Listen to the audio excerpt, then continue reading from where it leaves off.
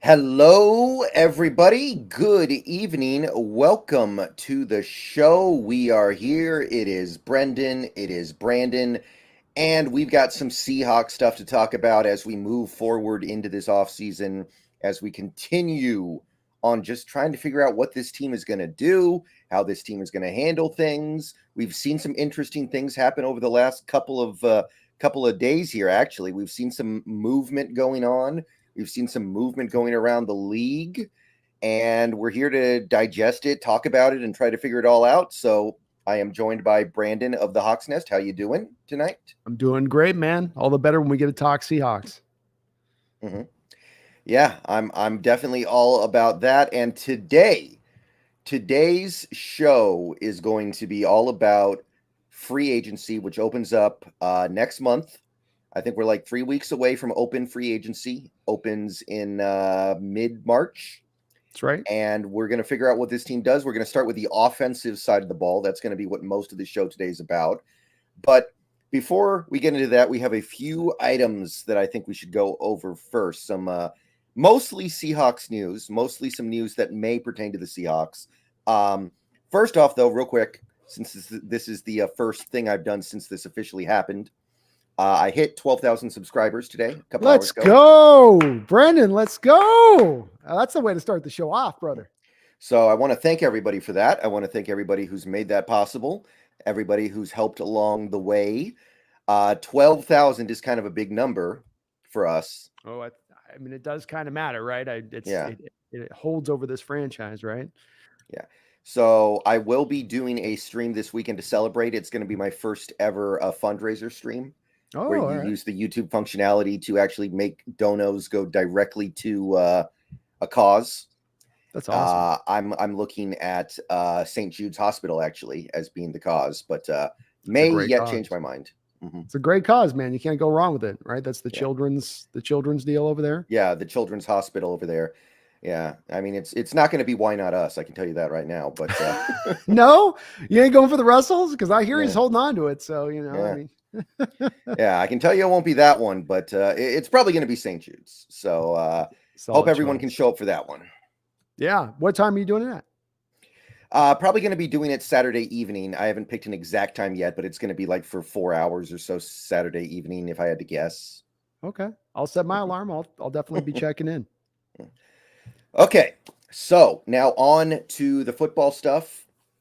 I'm going to try to go chronologically here because there were a series of intriguing events over the last week. So let's start with last Friday. So the day after our most recent stream, 4 Seahawks players received additional guarantees on their contracts. Basically, what this meant was we had the opportunity to release those players before Friday last week, but we didn't.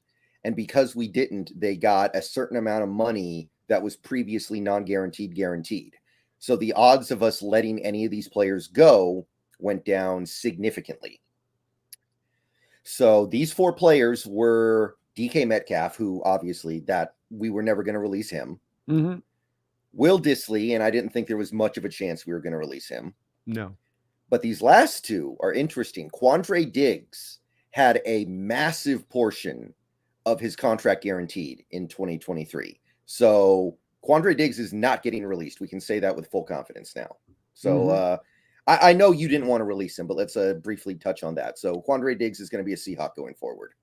Yeah, there was ways, of course, Brendan, we've talked about the managing of this. If you wanted to go in a direction of going we're going to talk about the other guy in a second, but in a couple of directions on some of these people, the release, but the pain would be felt one way or another. And you really wanted to me only get to that spot of having to endure that type of pain in that way. If the player really is not providing any kind of value at all, is essentially, or they're providing, less value. They're just not there as a net plus. And at the end of the day, to me, Quandre Diggs may not be everybody's ideal coming off Earl Thomas at free safety kind of, but he is a net plus, I think, to this defense and what he provides. And that the issues that are beleaguering this defense right now are really above all else, the front 7. And so if you want to start nitpicking into the area of the corner position or the safety positions, I think it's kind of like, well, they're not the issue. 73 grade last year. That's solid for safety. And it's not like PFF loves Quandre. It's not like they're like, ooh, we're giving him a great grade every year. They've hammered him sometimes, right? So I actually feel okay about this. The fact that it was expected, that guy with his foot injury, his foot was like this while his other foot was like that, right? At the last game of the year, the prior year, comes back, doesn't miss a single game, is out there playing day one. I look at that and go, okay, I'm fine with him continuing forward. Still has a nose for the ball, still has a nose for being in the right place, understands how to run the cover three stuff. Just about every bit, I think, as good as Earl Thomas. He doesn't have Earl Thomas's range, but he understands every bit of how to run shop back there from the free safety position when he's playing that coverage. Yeah, I think I agree. I did play with the idea of moving on from Diggs this offseason, and I think that there was a scenario where it would have made sense, but ultimately, there would have been a significant amount of dead money if you did it. So the question is, would you rather have Diggs or would you rather have $10 million? And I could have gone either way on that, but I think Diggs is a strong candidate to have a big bounce back year in 2023 after playing 2022 coming off the massive injury. Agreed. Very much agreed. And the last guy was Jamal Adams. Jamal Adams got a chunk of his contract guaranteed. So releasing him just went from unlikely to pretty much impossible. So Jamal's going to be here. Let's reiterate what you've got noted this before, but let's notate this here before we discuss with him. What was the way, if you had not let this click through and you had decided to do the post June 1st designation, I believe, on Jamal at that point, what was the savings at that point to the Hawks? Would have been 11 million. Okay. But the dead money would have been the dead money. Well, it would have been split. Right. I believe it would have been like 12 and 12. Okay. So now it's like 14 and 14 or something like that. Okay. So I think to me that just is one where you go, it's the savings aren't quite enough there to get it done versus the hope of reclamating this as much as you possibly can, or at least getting into next year. Maybe by next year, now you're into a couple of years into the deal and you can start to maybe find a way to float this through like a post June 1st next year. I think then you can start to maybe get those numbers down a little bit because it's pretty stiff on both this with Quandary and Jamal. It's a pretty stiff price. And it's like, we're going to talk about a guy like Gabe here pretty soon. If I'm releasing a guy for dead money, I want it to be a guy kind of in that stage of things at that point, unless it's such a substantial savings and I can go get such a better player on the other end of it. But I'm sure we'll kind of get into that a little bit on those possibilities. Right. So bottom line is, if your offseason plans involved moving on from any of those four players, it's time to reconsider the plan. So yeah, seems like those four guys are locked in. I know the only one that's really going to, I think at this point, the only one that's shocking would be Adams. And even that, I don't think is shocking. If they had gone with one of those two routes on those latter players and they had released it, what would you have taken that as an indication of? I would have taken it as an indication of they're going for it. They're trying to maximize the amount of money they have to spend. But you could easily argue it the other way. Like I theorized before I knew about this guarantee situation that they were going to wait for the doctors to tell them what was up with Jamal, and the doctor's input would basically inform what they do. Like if the doctor said, "Oh, he's never going to be the same," or "It's going to be 3 years before he's the same," then I would have said, "Okay, it's time to move on." But if the doctors say, "Oh, he'll be ready for day one," then you keep him. But now it seems like the doctors won't even have time to make that decision. Yeah. I think you're on the right trail of thought, though, that if you're taking one of those 2 points at that point, you're looking to maximize cap, which would have been an indication of aggression this offseason, and especially when it would have come to maybe potentially free agency. So if that is the case, and then that is possible, I think you're right. It doesn't mean that that's absolutely the case. I just think it's likely, as you were initially indicated there. So maybe we could take a little bit of the opposite, because that's the opposite played out of that, and that there wasn't the release. Does that inform us a little bit then of a lack of aggression then when it does come to free agency because they didn't take that approach? Or maybe they think Jamal's going to come back and have a big season, which I maintain is possible. It's possible. I think that when he's able to play, he's still a very destructive player. I still think he can be a very good player. Will he be able to do that? That's hard to know right now. It's hard to feel great about it, at least.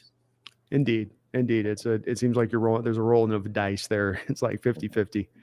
Mm-hmm. Okay, so a couple of days after that, we got another interesting bit of news.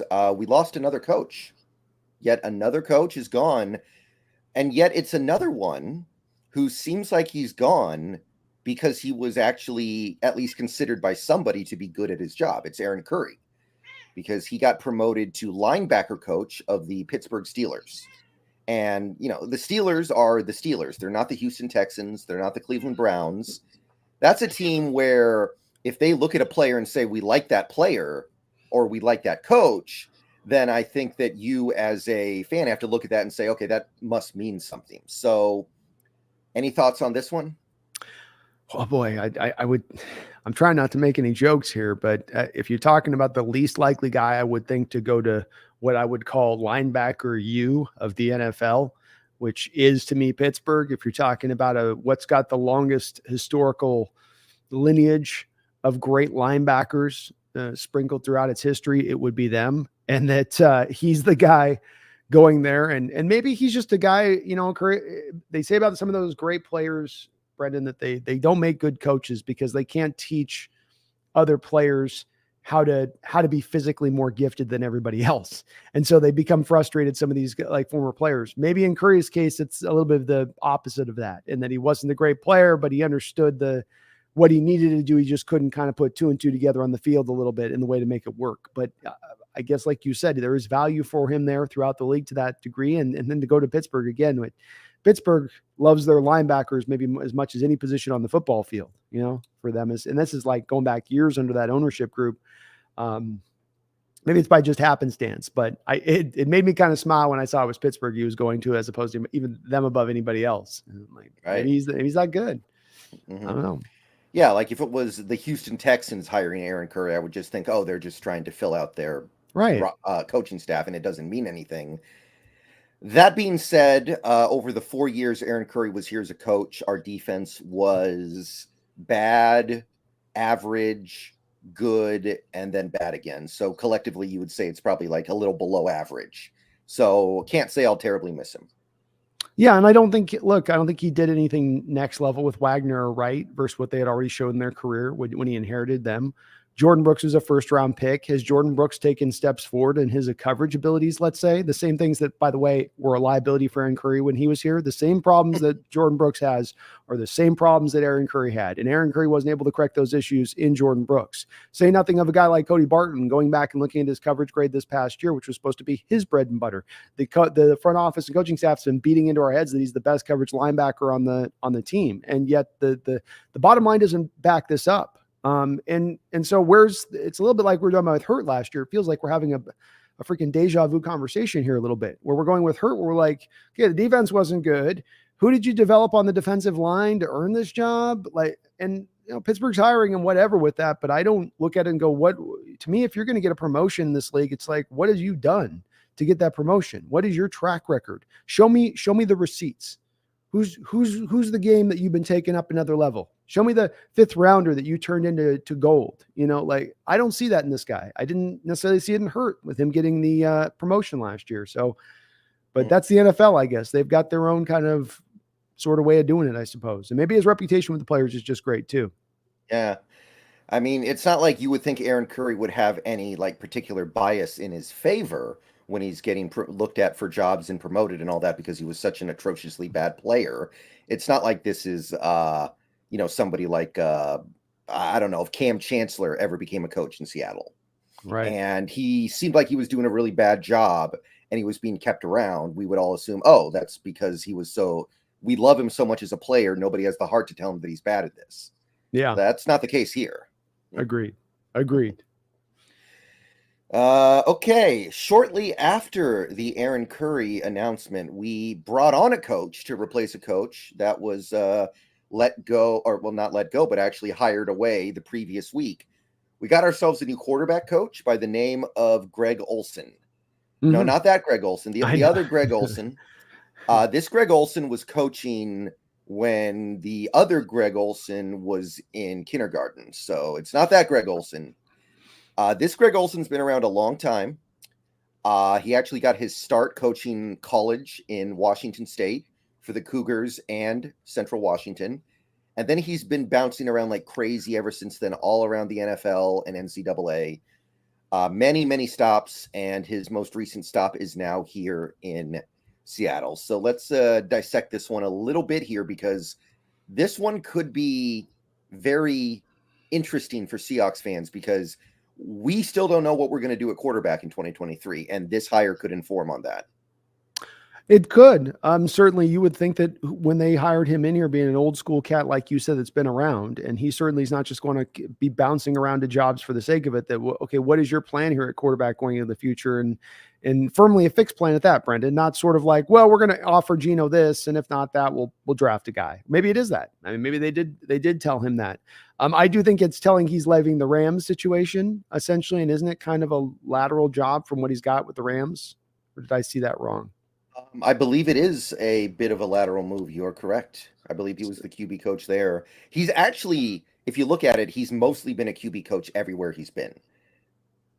So leaving the Rams like that, and especially with Bobby's release today, I wonder if there's a little bit of a writing on the wall down there in LA of, look, we're about to go through a bit of a rebuild here. It's going to be a little bit of pain and suffering time. So maybe we'll get you off in a place where you can have a little bit more of a, I don't know. Maybe I'm reading into it a little bit too much on that, but I'm sure that they did tell him where the plan is at for quarterback. And I'm sure that this team's not just simply only going to go forward with, if Geno here, just lock at that point and no drafted quarterback. I think they've told them, look, we're going to invest into the position. And I think it's a good hire to get a veteran guy in with the presence like that. I like a guy that's had a lot of years as my quarterback coach.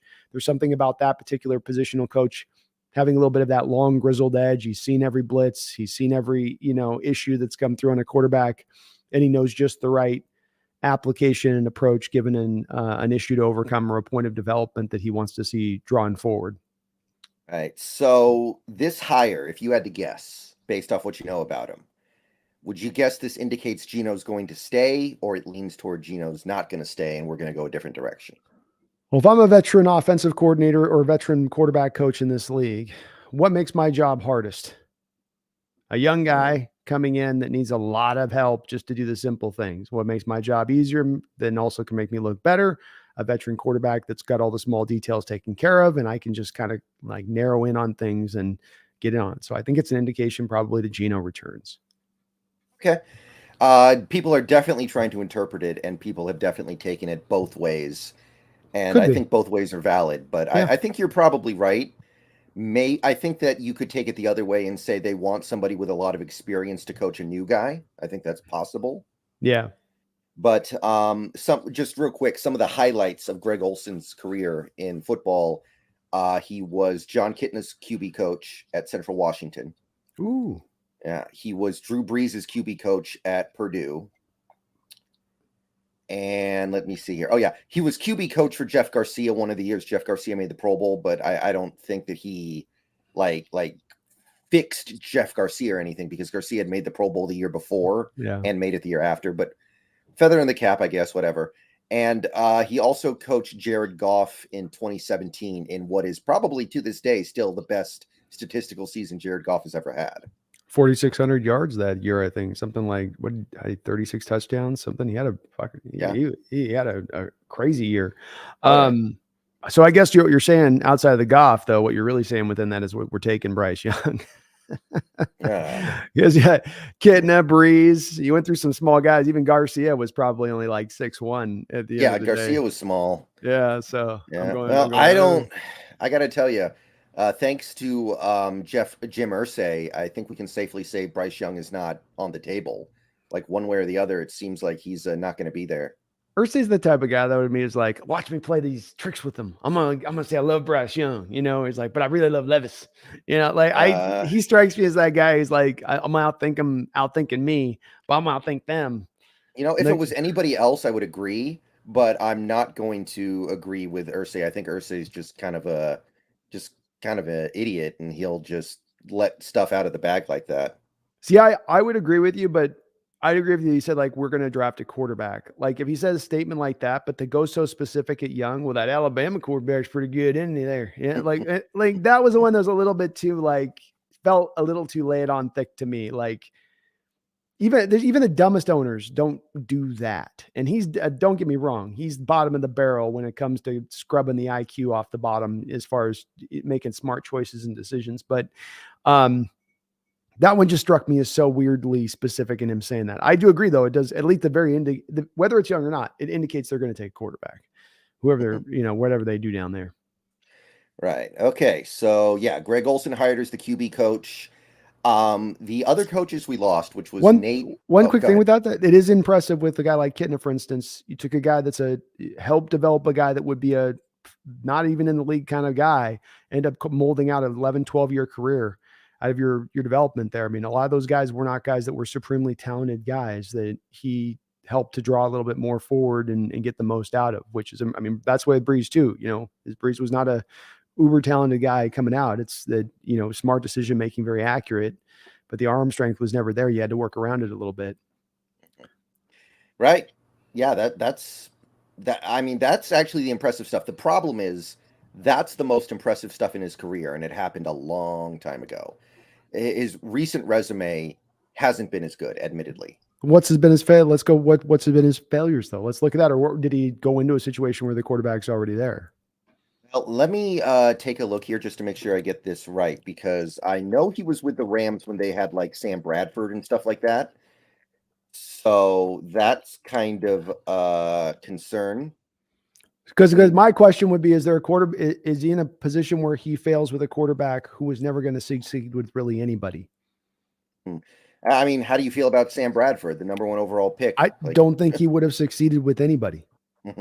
He went to a couple of different stops throughout the course of his career, and he never took off. That's to me, that goes back to the fact that he just wasn't good enough. Yeah, you're probably right. Okay, he was the QB coach for the Bears in 2003. I don't even have to say the year. That's the funny part of it, right? I don't even have to say what the year was. I just have to say he was the Bears quarterback coach, and you immediately know things didn't go terribly well. I think he actually did a good job that year. I think he probably got the most out of Kyle Orton that year. And Kyle Orton's another one of those like fringe NFL football player who barely was a starter in the league. So if I'm not mistaken, that was right around the Kyle Orton time for the Bears.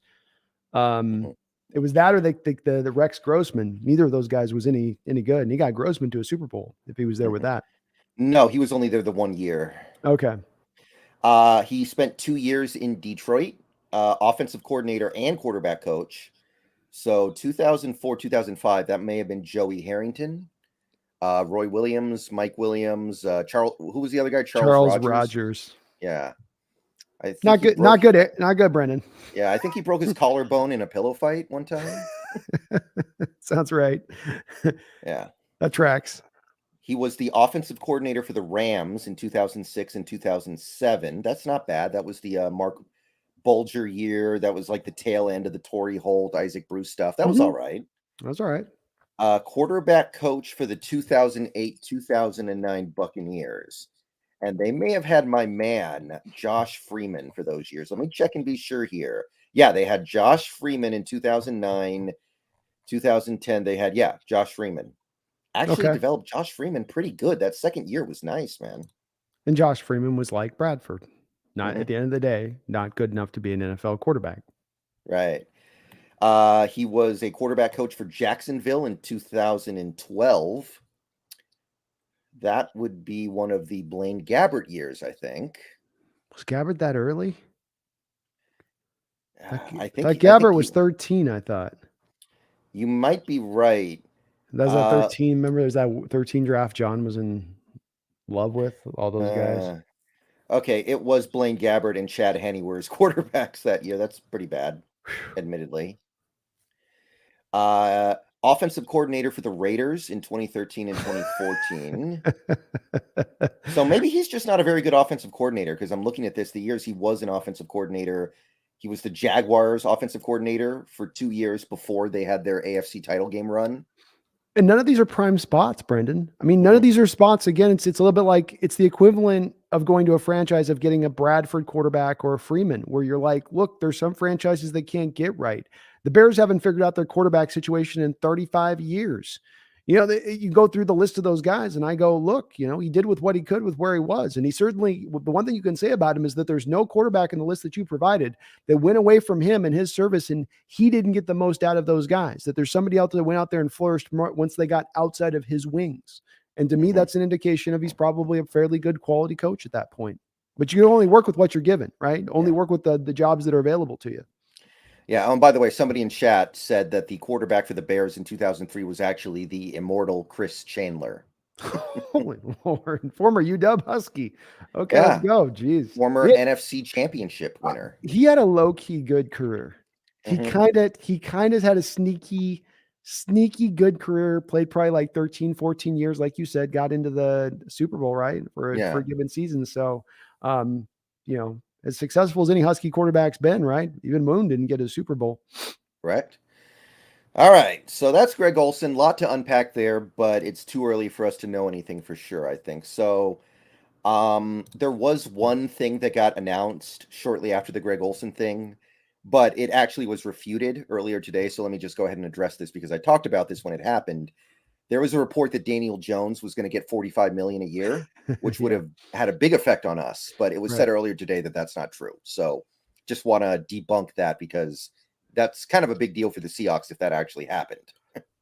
I think as people are asking for that, but I had not seen that the Giants were even coming close to giving him that. But I think the logic rolls off that if his camp is indeed feeling ballsy enough to ask for 45, Brendan, then is not maybe the common ground at 40 from their standpoint, or are they just shooting that so far for the moon in the number game on this that they're just being completely unrealistic out the shoot here, which could be potentially where it is as well. But to me, it feels more like, okay, if you're saying 45, that to me says then the common number on this is going to be 40, 30, 38 and a half, Yeah. Which is, I will say this is why I'm starting to think that Geno back to Seattle may not happen. Because if Daniel Jones gets 40, then Geno probably should be asking for 45, right? You sent me a reel in on this a couple of weeks ago, man, when it was the initial thing that I hadn't heard the reports that it, turns down the 3-year, $30 million deal. His camp's maybe asking for $40 million. And I just started getting into the thought process of this more and more. And this is the place that, with me is my pet peeve. And it's making me more and more uncomfortable is that these contracts for quarterbacks are going absolutely ballistic.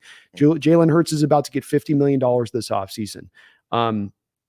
I don't support it. I think it's silly. I think it's stupid for franchises to continue to go this way. I think it's born out of one of two things, laziness or fear, but it's not being born out of an intelligent approach. And I think that the smart, intelligent team is the one that's not going to take the bait on this type of stuff.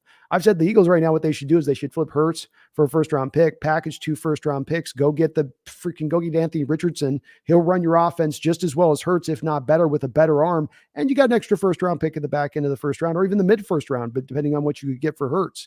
I mean, that's the way to me to go rather than paying $50 million for a guy with arm limitations and who's going to, eventually show you what he is when he doesn't have the supporting cast around him. I think Geno was a little bit helped by the supporting cast in a similar kind of way, not to the large degree Hurts was, but to a similar degree in certain respects of things. And we get to these numbers, Brendan, and it's like you talk about, as I tried to do like in the video a couple weeks ago, you got option A, option B. Option A is you pay Geno Smith 35-40, $33 million. Okay, option B is you get locked for a $6 million deal. And then you save all that money, and then you're able to add A, B, C, D, and oh, yes, as well, you're able to franchise Geno, so you're probably picking up an extra second-round pick in addition to. What's the better haul? What is really the better haul at the end of the day? It's hard for somebody to make the argument to me. Sorry, go along, but it's hard for me to get the argument. I've yet to see somebody present the argument to me that Geno tilts the room in such a way, Daniel Jones tilts the field in such a way that they earn that high payday over the top of what else you could build as an alternative. Yeah, I would have been fine going to 35, honestly, but I'm starting to think that's not happening. I'm starting to get the sense. I was hoping that this offseason would be the offseason where teams kind of started to figure this stuff out and maybe started to be a little smarter here. Like, hey, maybe we shouldn't give Justin Herbert, who has 0 playoff wins, a $55 million. Maybe we shouldn't give Lamar Jackson, who can't finish a season, $55 million. But it seems like it's all just going to happen as it usually does. So I can't, I don't know. I'm starting to really doubt that it happens. I agree with you. I think it's going to continue. I think, though, that this is, to me, the dividing line of teams here that are understanding what the lay of the law, what the lay of the land is here. And the reality is, which is that it's, again, as I say, I think when you go to pay these quarterbacks that are not truly up in that upper level, and we've talked about, there's like 3 guys in that upper tier level that really deserve into that payday of, okay, I deserve to make 2.5 times more than the next guy on the roster behind me. There's only a small set of quarterbacks that deserve to be up in that echelon. And there's a lot of guys that are sort of kind of being posers here a little bit. A lot of your Kirk Cousins type of guys that at the end of the day, they kind of are what they are. And it's not that they don't bring some talents to the football field. They do, but you're paying them to be out there tilting fields, wearing their superhero capes. And that's just not what they are. And that's not what they're going to bring to play. And you're inhibiting, you really are in a big way, your roster building when you go to spend this amount of money on one position. If you're going to do that, that position's got to bring the returns of it. And if he's not, then you're misspending the money. And as I say, again, it's not coming from intelligence at that point. It's coming from fear or laziness. Because it's so easy, Brendan, to just pay the one guy and go, here, I got the one guy. It's sink or swim, right? It's much harder to go, you got to be right in all these other smaller decisions down here to get this all right, to make the collective better. And that's a scarier proposition. That requires more effort, more work, more to be done. It's easier just to put it on one guy and go, it's on him. Yeah, I mean, I think what is really going on in many of these cases is it's also about we're trying to sell tickets. And like if you give Lamar Jackson, because apparently Lamar Jackson is looking for he's looking for 55 million a year is the report. Any team that pays him that, they're not paying it because they're thinking this is going to get us to a Super Bowl because Lamar can't even finish a season. They're doing it because, he's going to help us sell a lot of tickets. Because that's at the end of the day, these owners and these general managers is an extension of that. That's kind of the bottom line. That's what they care about. Agreed. So I think that's a big part of it as well. Yeah, Baltimore, if they give Lamar Jackson a ton of money, is dooming themselves to never making a deep playoff run, I think. But they'll sell tickets because Lamar is fun to watch. So maybe that's what it is. But if I'm them, I'm trusting their process. Like I'm saying, Philadelphia should trust their process. They've built up these strong teams with smart decision-making, smart spending of their money, overall smart drafting. And they've done that for years, organizationally speaking. The Eagles getting back to multiple Super Bowls in the recent couple of years. The Ravens being a legit team for years now, going from Flacco to Lamar. Trust your process. You didn't sit there with Flacco going, well, Flacco sells tickets. We got to stay with him here because he's the guy that won us a Super Bowl a couple of years ago. Let's get every little of that bit out. You go to Lamar, and then you changed your offense to suit into Lamar. And, you could move Lamar for a first, Brendan, and go get yourself Anthony Richardson in this draft. And like I would say with Hurts, with Philadelphia, I'd offer the same with Baltimore. They could do the very same thing. Bring in that guy, and you're not going to miss a beat off of what the other guy really gave you at the end of the day, especially for the money saved and the better team that you could build overall by going with that approach. Right. I mean, I'm inclined to agree. But it seems like, you only need one team to ruin it, right? You need one team to ruin it for everybody else. Yeah. Feels like we're going to see some of those one teams, thinking about it, like Robert Saleh. If he doesn't make the playoffs this year, I think he's going to get fired. What does he care about draft picks? That's why I say fear. It's one of the things. It's lazy. I don't want to have to do all this other stuff right. I can just do this one thing, and it's either it sinks or swims, or it's the fear. I'm scared of losing my job, scared of this, and then you're driven to go do it. Well, we got to go do it then now instead. We got to make that because I can't lose my job. But that's none of those things that are driving that choice then are being driven by what's going on between your ears. Is this a smart choice or not? Is this the best route of team building or not? It's simply, let me throw like an equivalent of a front office Hail Mary and hope it works for me. And that's how it kind of feels to me on some of these deals, Brendan, when you go down to it. It felt that way last year with Deshaun Watson. It felt that way with the Kyler Murray contract. It's going to feel that way a little bit to me with the Derek Carr deal that he's given. Because Derek Carr is going to get big, huge money. And it's like, yeah. I mean, the thing is, though, on some level, I can understand Lamar getting paid a ton of money, even though I don't think he's going to live up to it because he did win MVP. He's got a high winning percentage. I kind of get it.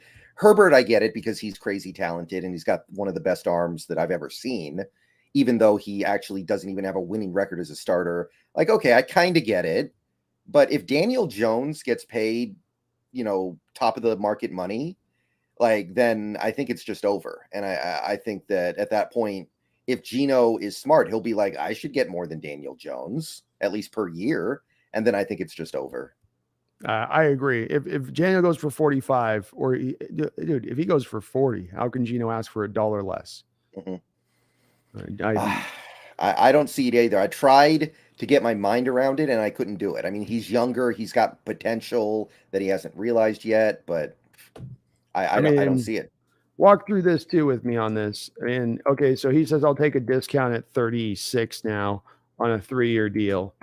which takes you out at 108. He's going to get probably at that point half the contract at least, which is $55 million guaranteed, or bonus money, sorry. $55 million of bonus money divided by the 3 years of the length of contract. Make that $18.33 million in bonus money alone at that point for Geno. That's not even the base of the salary for him in that year, which would be $2 million. You don't have functionally right now $20.33 million of cap space. So, like to your point on that, I don't know how they fit that in aside from throwing void years or trying to bury money in different places. At that point, it's going to get kind of hard. Right. All right. So that's enough about the Geno stuff. We're still kind of waiting for that domino to fall. And that domino is going to, I think, tell us everything about the intent of this team going forward. Agreed. But that's going to be very interesting to watch. So next bit of news, just a couple days ago, we extended 2 of our in-house players that were about to become free agents. According to Schneider today, they wanted to extend him. They wanted to extend these guys at the end of the season, but they literally couldn't afford it. So they just had to wait until now. And these 2 extensions have kind of split the fan base, I think. So let's dissect it. Let's start with Phil Haynes.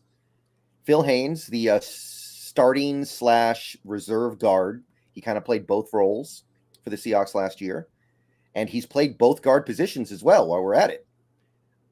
Phil Haynes got 1 year, $4 million. Incentives could take it up to $5 million. So let's dissect this one. This would be, of the 3 signings we've had this offseason so far, this would be the one that I'd be most pro for, I guess, at the end of the day. As I've said at times, Brendan, we've got to readjust our outlook on roster building moving into this era of 17th game season. It now becomes more necessary to look at depth and make sure that you're making that a point of really true a part of the team. And for me, if I'm getting a swing guard, a guy that can play both left guard and right guard, and can start and can functionally go out there and start and give me right around maybe a smidge below league average play for $4 million to get that, it's a 2-for-1 kind of situation at that point for that player, would then afford Seattle theoretically to go out there and take 2 guards in this draft, for instance, have 2 young guys that are cheap to a lot around him.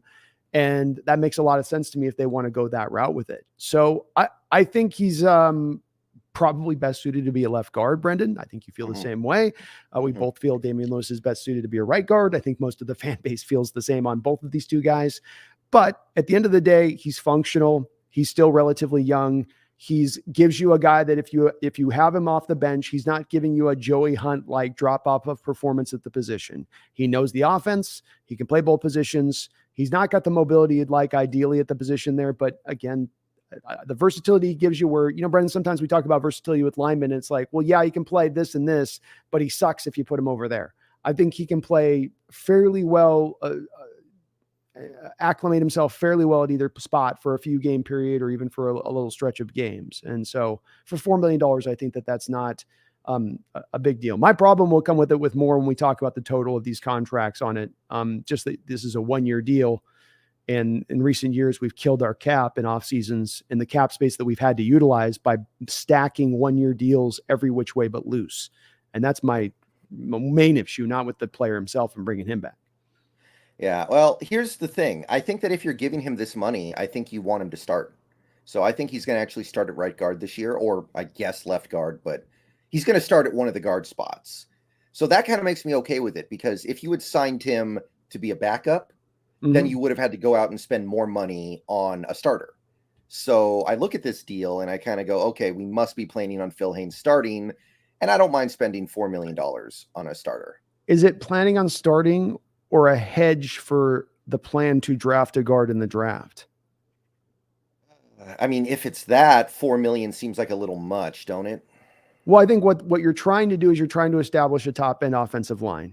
And the teams had problems in the past when they've gone to draft guys and they've tried to say, well, this guy will be the starter day when we put him in there, especially defensively when you've taken that approach. So when you look at the guards in this draft that you could pick in, let's say, the second round, Steve Avila, for instance, or Osiris Torrance, good players. You don't know where they're going to be at out the gate. And if they're going to take a little bit of time to develop, to have a guy like Haynes who's ready, even if maybe they take till halfway into the season to sort of take over, to have that guy there that's able to truly push them at that point and not simply hand them that job. Again, it's a low cost to me too, because if they stack, Brendan, the 2 guards in the draft, that's really what could offset this. And there's an opening for that, of course, because we have more than just one hole for the backup guard position at this point. So now you're talking about having potentially 3 bodies, and you get back to competition is king, let the best man win. And that's what I love. That's my wheelhouse for it, right? That's one of my things I love about this, because I think that's where the success of the team formerly came from, was less earmarking players to start and more like, let the best man win, and let's have a good talent in competition, not simply one's got the best talent and these guys are try hard overachiever types who aren't really going to have any chance. Yeah, I don't know. I just kind of have this feeling that Phil Haynes is just going to get handed the starter job. I don't know. That's just my sense. I think that they're going to be okay with it if he goes that route with it. I think they'll be fine with it. But I think if the kid comes in and he blows the doors off, if they have a rookie they bring in that's a guard that really shows out from the jump, especially mobility wise, and starts to bring that part of it, he can win the job over. But that's the way I read it. I think it's a little bit of, they're willing to put him there, but they're looking at like, let the best man win. We're going to put another body out there to comp with him. They're not going to take just a league backup now and go like that one guy we got a couple of years ago from the Texans, like a Bougie, Cedric, a Bougie or whatever, we'll just get another Bougie and put him behind, Haynes at this point. Yeah. Right guard's good. I don't think they're going to be doing that. They're definitely addressing this in the draft. Yeah. For whatever it's worth, Schneider was asked about the Phil Haynes signing today, and he said, we took a look at free agency and we decided we liked Phil Haynes more than the guys who were available out there at the particular price point, which I mean, I'm not completely against it. I will, here's the thing. If you're going to play him at right guard, which right now would be what I suspect, because Damien Lewis settled in so well at left guard last year. He did. Right guard's kind of the easiest position on the line to play. Mm-hmm. And it's also the least impactful. There was this one right guard. I can't remember his name, but he spent a couple of years playing for the Eagles, and he looked really, really good. And then this last year in 2022, he went to the Jets, and he did not look good. And you look at that and you go, well, maybe he looked good because he got to play next to Jason Kelce and Lane Johnson for a couple years. And I go, okay, fine. If you want Phil Haynes to start at right guard, that's fine. But go get the awesome center and develop Abraham Lucas, which, he seems to be headed that way anyway. Get the guys around Phil Haynes to where even if he's not great, you can mask it and make it so it never hurts you. Yeah, especially if you get an impactful center, for instance, to your point, because that right guard often it's the reason why right guard, to Brendan's point, doesn't need to be as necessarily as lofty in ability as the left guard is because he's playing strong side. Strong side is going to be the right side. Why? Because most quarterbacks are right-handed. Quarterbacks are more accurate throwing to the right side of things. So your play actions and stuff tend to come off of, even when you're not running the ball, towards the right side. Everything usually builds towards that most of the time. So with that, you go strong side, you're normally going to get the one tech and you're going to get your center helping you out on that one tech when you're the right guard, which is if you've got an impactful right guard, you get a guy like Luke Wilper in this draft, who's not a mobility guy, but boy, he's great at double teaming guys, right? You get those centers sometimes, Brendan, that can double team, but they're not really helping much. They're over there doing this. And the main guy's over there like fighting for his life. And they're just kind of over there like leaning on the guy. You got a Wilper guy type that'll come in there and really slam the guy right up in the ribs and, make it hurt when he comes at him from that edge on it. That could help a guy out like Haynes and make him look a lot better in addition to that, to your point of that. So I agree with all your thoughts on that as well. It's not the hugest of things. And as we've looked at with this guard, Schneider's not wrong. I mean, the free agent class guard wise was poo-poo. It ain't good this year. Yeah, and assuming Haynes is going to be right guards are kind of everywhere, and I don't think even at the possible exception of the 2 or 3 best right guards in the league, they don't really get paid that much.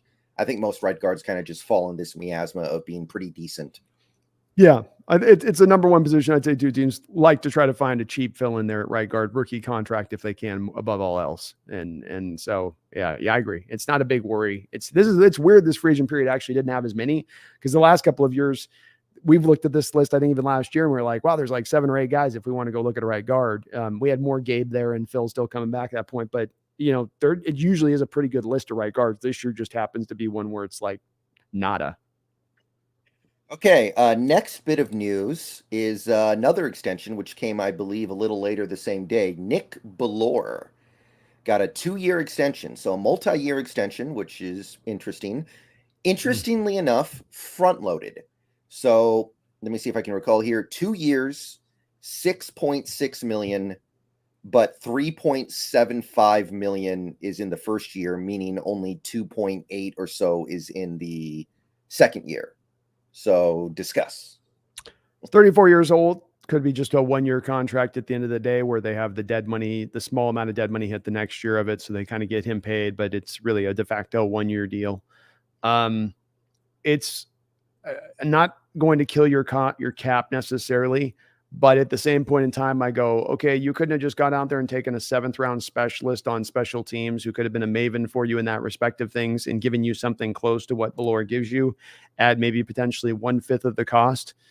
It seems a lot to spend to me when you're already investing so much heavily into the kicker position, into the punter position. We're going to have probably a guy in Ooga Boogie here who's going to take a roster spot and more contractual money just to be a specialist as a returner. In addition to that, that's not a significant amount of money, but you take the total of it and you go, okay, this is for the special teams. Just go ahead. Godwin, we actually know exactly what his contract is going to be, because he's an ERFA. It's 1.01 million. We know it's going to be exactly that. Which isn't a lot, but it's in difference to having DJ Dallas back there running kick returns, which would be then running back money that you're not spending extra money for just for a kick returner. Because a Boogie, he ain't going to give you anything as a running back. He is a returner, and that's what his role is going to be. That's what he is.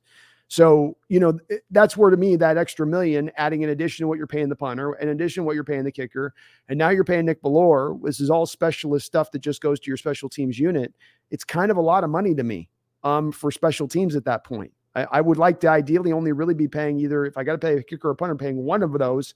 I don't want to be paying everybody. It's a valuable part, but let's also remember with the punt return game and the kick return game, Brendan. Half the kick returns, half the kicks that go into the end zone, the thing that Nick Bellore would have the most effect on in making tackles in the open field, most of these are touchbacks with them moving the kick up in recent years, right? With them moving the kickoffs, we've seen a lot of touchbacks with they go into the 25. So you got that part. And then you got the punters now punting better than ever, where they're punting for distance and for height and angling these punts in a way that these punt returners can't return the ball back. We've seen the punt return game get lowered with it. So then the significance of a guy that goes out there and makes tackles in either of those two aspects of the special teams game has been reduced, yet we're still paying like it's prime time return city here. So I'm not going to get upset with it, but it's, again, what are we doing? And again, another 2-year contract, you said front loaded. Like I said, I think it's a de facto 1-year like deal at the end of the day, where, again, another 1-year deal like we've been doing in the past. That year where we had that $50 million of cap space and it was 1-year deal, another 1-year deal, another 1-year deal. Now, suddenly your cap's gone because you're not spreading any of the money out, Brendan. You're taking the full hit in 1 year, even if it's not significant money. The full price comes due. It makes it hard for you then to go for it. And it leads me to believe a little bit, Brendan, with this, that it's not a go for it approach this year. They'll try to be competitive, but they're not going to be trying to go for a Super Bowl this year by some of these moves to me, because you're eating up all your cap space. That's $10 million between Phil Haynes, Jason Myers, and Nick Bellore. You've not added anything to the team. These are guys just returning $10 million off the cap immediately, right off the gate. And we haven't even re-signed Geno Smith yet in addition to that. What do you think? Well, a few weeks ago, I actually did a study of players who were like Nick Bellore, like the special team specialists, and the contracts they got. And I actually kind of expected something like this. I was thinking something like 2 years, $6 million. So it was pretty close. So I wasn't particularly surprised by it or unhappy with it. I think it's possible you could get a 7th round player who can do what he does, but I don't know if they could do it well. Like, I don't want to assume that anybody you bring in can do what Bellore does. It seems like even if you look for a specialist, even if you look for a guy that's a guy that you watch his college tape and you're like, well, he's not going to be a middle linebacker in this league, or he's not going to be a fullback in this league. But if I just send this guy as a gunner on punts and kickoffs, he can go tackle. I can't find that guy in a 6th or 7th round if I value it that highly. Well, maybe we value his ability to play a little linebacker. Maybe we value his ability to play a little fullback, especially in a year like this when our linebacker depth is like atrocious. Like, that's possible, right? It is possible, but I do maintain that, again, and I think what all of these deals come down to for me, Brendan, is none of them are bad in themselves. The Jason Myers contract, maybe not bad in itself, but then with this, then with that, it's just like that year with the $50 million. It's like, well, okay, I guess Jaron Reed back at $9.5 million ain't, bad. And Mayo at $4 million ain't, I guess, bad. And okay, Bruce Irvin here at $4 million, I guess that's not bad. But then you stack everything up and you look at it from afar at all of it, and you're like, well, wait, what did we get for our money? What did we get for our money? Is that the right expenditure of all these assets? $10 million is a significant amount of money. Are we going to get middling kicker play and a guy that special teams is going to play 6 snaps a game, and then Phil Haynes, who may even get overrun by the starting guard in the draft potentially and only sees the play as a rotational guy? Maybe it is the right spending of money, but I'm looking with a little bit more of a critical eye on how they're spending money this year as much as ever, because in recent off seasons, I think you'd agree with this, it's been kind of a problem for the team in the way that they've spent their money. Yeah, I mean, I guess it is. I don't know. I'm not too perturbed by this. I guess the main concern that I might have about it would be kind of like the fact that this team has said they don't want to do void year stuff. They don't want to do heavy backloading. Well, I guess they would be willing to do heavy backloading. They did it with Metcalf, but they won't. The fact that they won't do void years in tandem with stuff like this is a problem, admittedly. But I just kind of have a much bigger problem with the fact that they don't like void years more than they're paying players maybe slightly more than they're worth because they want to keep their continuity. And again, like I look at it and I go, okay, Nick Bellore is clearly one of the better special teams specialists in the league. That has to be worth some money. So I look at that and I go, okay, he's worth that money. Okay. But it's just in tandem with the fact that they don't want to use void years, then it becomes a problem. That's how I would put it. Agreed 100%. I'm with you. If this is a thing where you put a void year on the end of this deal or a void year on the end of the Phil Haynes deal, and it signaled to us that I'm not expecting them to just dump void year deals everywhere here. I'm not, but just create a couple extra million this year off this. If you're so intent on bringing these guys, if they're so vital to the locker room, vital to what you're trying to get done, fine. But then keep some cap space open then to go get an impact player on the other edge to maybe, I don't know, actually improve us someplace. And not just expect our entire draft to go out there and be the big improvement that's going to come in and save the day, which I'm okay with the patient approach here. I'm okay if they're not going for it necessarily this year. And that's, to me, a little bit of the indication of this is it's a little bit of like I said, we're going to try to be competitive, but we're not going to necessarily piggyback off of last season and say, okay, we're just a quick couple steps away here from this. It's more of like, okay, we'll just let it continue to kind of develop and bake, which is fine. All right. We got a couple donos here. Barry Soitoro, thank you for the $10. Thank you for getting the donations started tonight. Just got here. No idea what's going on. Just appreciate you both bringing it hard. Well, thanks, Barry. Good to see you, man. Mm-hmm. Very nice of you to say so. Let's see here. Kevin Mullen, thank you for the $1.99. You think Damien Lewis switches to center in 2023? I haven't heard anything about this, so not sure if this is coming from any belief that this will happen. What do you think? I think, Kevin, they would have tried to move him to center more earlier if that was going to be the case they were going to do, especially when they had him that one game start a couple of years ago at center. I think they would have tried to have got him back in there at another point in time, especially with his kind of not great as the center position has been at moments. I think they very much committed to moving him to left guard and thought he could round into that player, and coming off his best year, maybe even overall as a player, and the steps that he's taken forward to the guard position, especially in pass protection, I don't think that they move them. It's very hard to find a left guard. And even in this draft, the best left guards are going to be potential guys you can move out of tackle. It's Cody Mock. It's Peter Skoronski. There's no real pure great left guard. Andrew Voorhees is a 4th round guy, maybe a 3rd round guy. I don't know how much impact he's going to have. Jackson Kirkland, I'm sorry, Huskies. Like, that ain't it at left guard.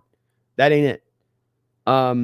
So I think it's easier to find the center. I think you just keep Lewis to the left. That's the harder position. The right guard's been easy. The left guards are always tough to find because they got that skill set. That's the tougher skill set. They're on the weak side. They've got to handle the 3-tech one-on-one, no help more often than not. That's a harder find. So I stay with them at left. I agree. I don't see any point of moving him to center. We've jerked him around enough, honestly. Yeah, we've jerked him around too much as is. Agreed. 100%. Mm-hmm. Let's see here. Kevin Mullen, thank you for the $1.99 again. Double dono. Bellore plays like 15 snaps per game for $3.5 million a year. I actually looked it up. Last year he played 20 snaps a game total. It was like 21. Special teams plus defense, it was like 21. I I would have to like actually check this to see if that's particularly egregious or not. But Can I walk through real quickly on where I would go just because I think Kevin's on the right train of thought here. Because number one, if you've got him playing fullback or linebacker, he's not playing those particularly well. If he's out there playing middle linebacker, he may be a guy on the field, but he's not giving you a upper level play. He's holding on for dear life if he's out there. So to me, whatever he gives you as far as, well, if all of our guys die, we can bring him off the bench and play him out there. That doesn't add really value to our team at that point from my standpoint. It's really what he gives you as a special teams performer. So Brendan, would you agree with this?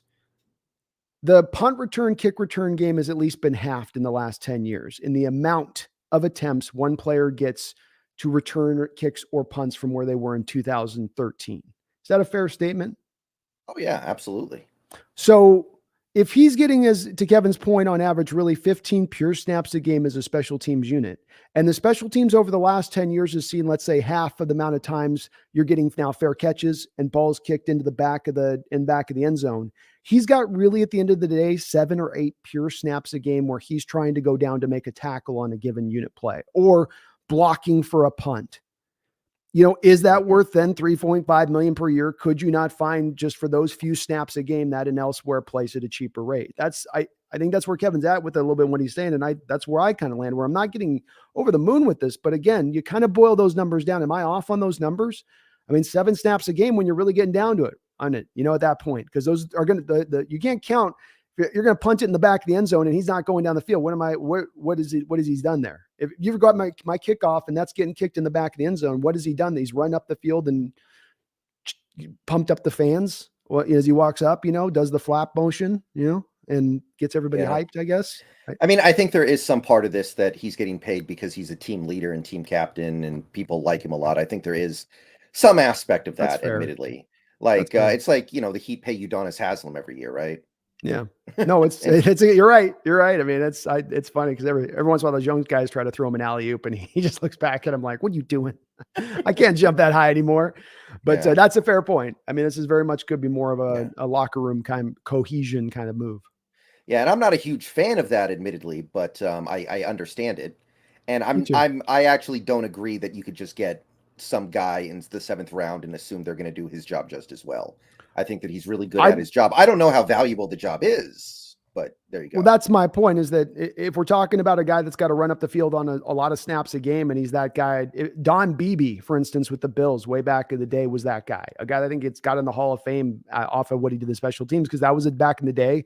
Punters were kicking 35 yards on a line drive and guys were returning it. And there was more of those opportunities. But my thing with it is, what is that impact pure at that point on 7 snaps? I mean, how many returns are there throughout the NFL for touchdowns across the board? Is that number going down substantially every year? Is that prevalence being lost a little bit? My argument is yes, it's been lost. And that, I think you can, Brendan, replace that if you're looking for a specialist. If I'm going out there and looking for a guy that doesn't have to play offense or defense and all he's got to do is run like a demon up the football field and just be a headhunter up there, I think you can kind of find that skill set in the draft if you really want to make a priority of it. And I would be okay with that if they wanted to do that to save the money, especially if the alternative is you're paying $3.5 million a year on a guy, again, probably playing 7 meaningful, really true snaps a game. Yeah. I mean, again, I would be totally fine with it if I believe this team was willing to be super aggressive going after the big guns. Mm-hmm. But as it is, I can say that in a vacuum, it's probably good, but the bigger picture, it's kind of indicative of a bigger problem. That's how I would put it. Yeah. You made a good point there. I mean, if this comes on the end of this, where you're looking at they've re-signed their own guys and then they can't be active in free agency at all and do nothing. You're going, well, no active, but why do you spend over here? Well, then it does look a little more like, well, okay, again, it's also what it costs you. It ain't the vacuum of just simply losing him. It's also where could you put the assets alternatively to get a better team for a guy who maybe plays more snaps every game, having more of an impact. Daniel Bailey, thank you for the $2. I agree. We don't become great with not bad moves. Yeah, it's a good way of putting it. Yeah, I mean, this is kind of like the problem that I thought about back in like 2020, the year we had the 50 million and it all disappeared immediately.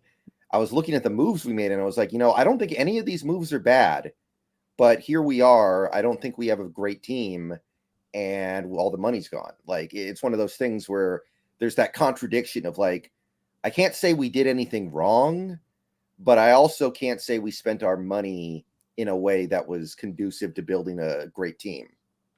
That's it. And I think you would acknowledge that in this day and age, the price of business has gotten a little more expensive to building a great team. You can maybe build your historically great team like we did in 2013 organically, but what we're really learning and looking at across the league is that there's got to be some augmenting of the natural talent within, and that's got to come from outside. And the team's not showing quite that willingness in that way. And it seems like to me in that respect, Brendan, as I talk about the schematic side of it, what they do at times on the football field, especially defensively, it's equivalent here. You're leaving an advantage on the table. And now you're making it harder for you to turn yourself into an elite squad when you start giving away advantages. Mm-hmm. Yeah, I agree. And every other team seems like they're willing to do it. So you got to be willing to do it too. Even if you don't like it, even if it makes you uncomfortable, if you're not willing to match what these other teams are doing, then you're always going to be at a disadvantage. That's what I'm saying, man. I get to say, well, this isn't smart for us. Yeah. That's all great and well and good. Your competitor is willing to do it. And it doesn't matter whether it's football or anything else, free market economics. If your competitor's willing to go somewhere you're not willing to go, he's going to probably beat you.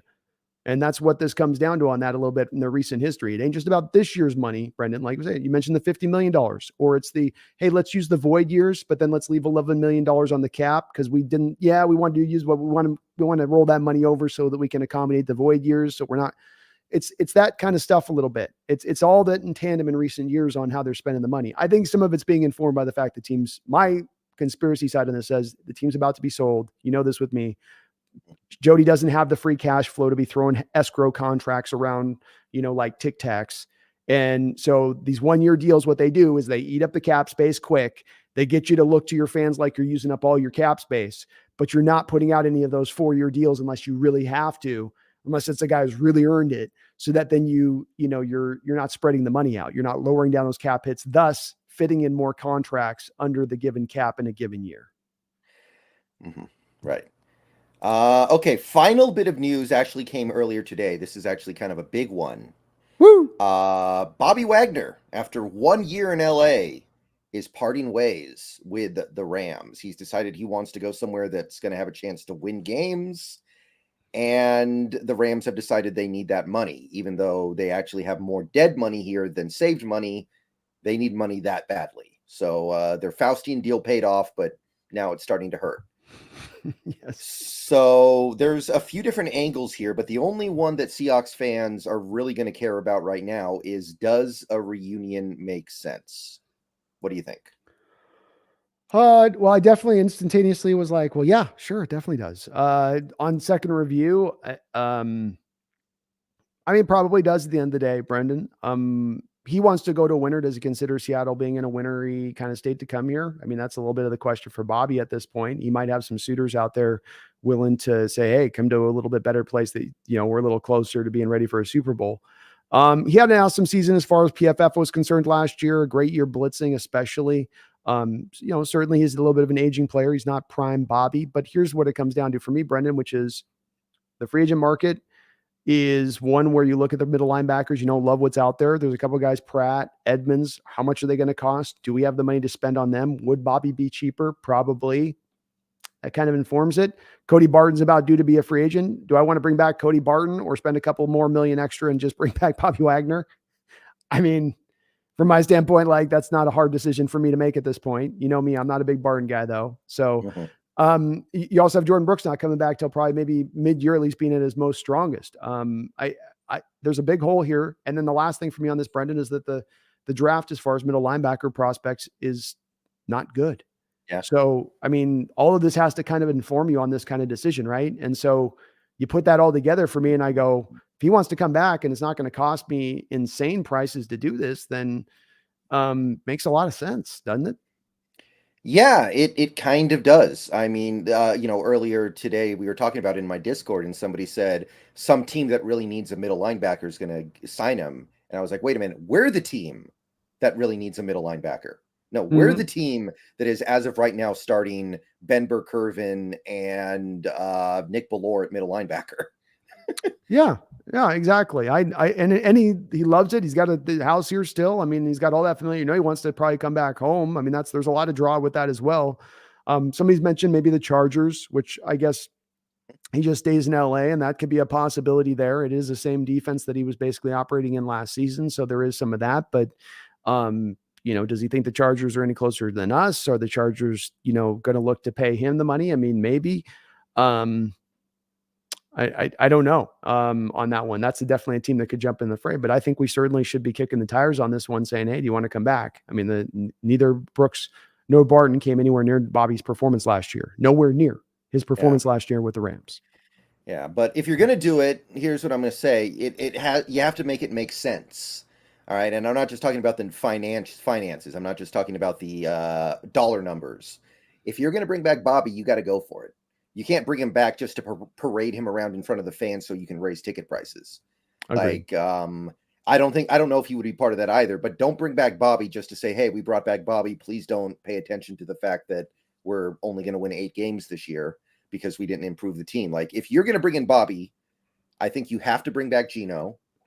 And then I think you have to go make the Daron Payne trade. I think you just got to go for it, because if you put Bobby Wagner out there and his defensive line is Quentin Jefferson and Brian Monet and Shelby Harris and some 6th round guy that they pick up in this upcoming draft, he's not going to play nearly as well as he played last year. He's not going to make a big impact, I don't think.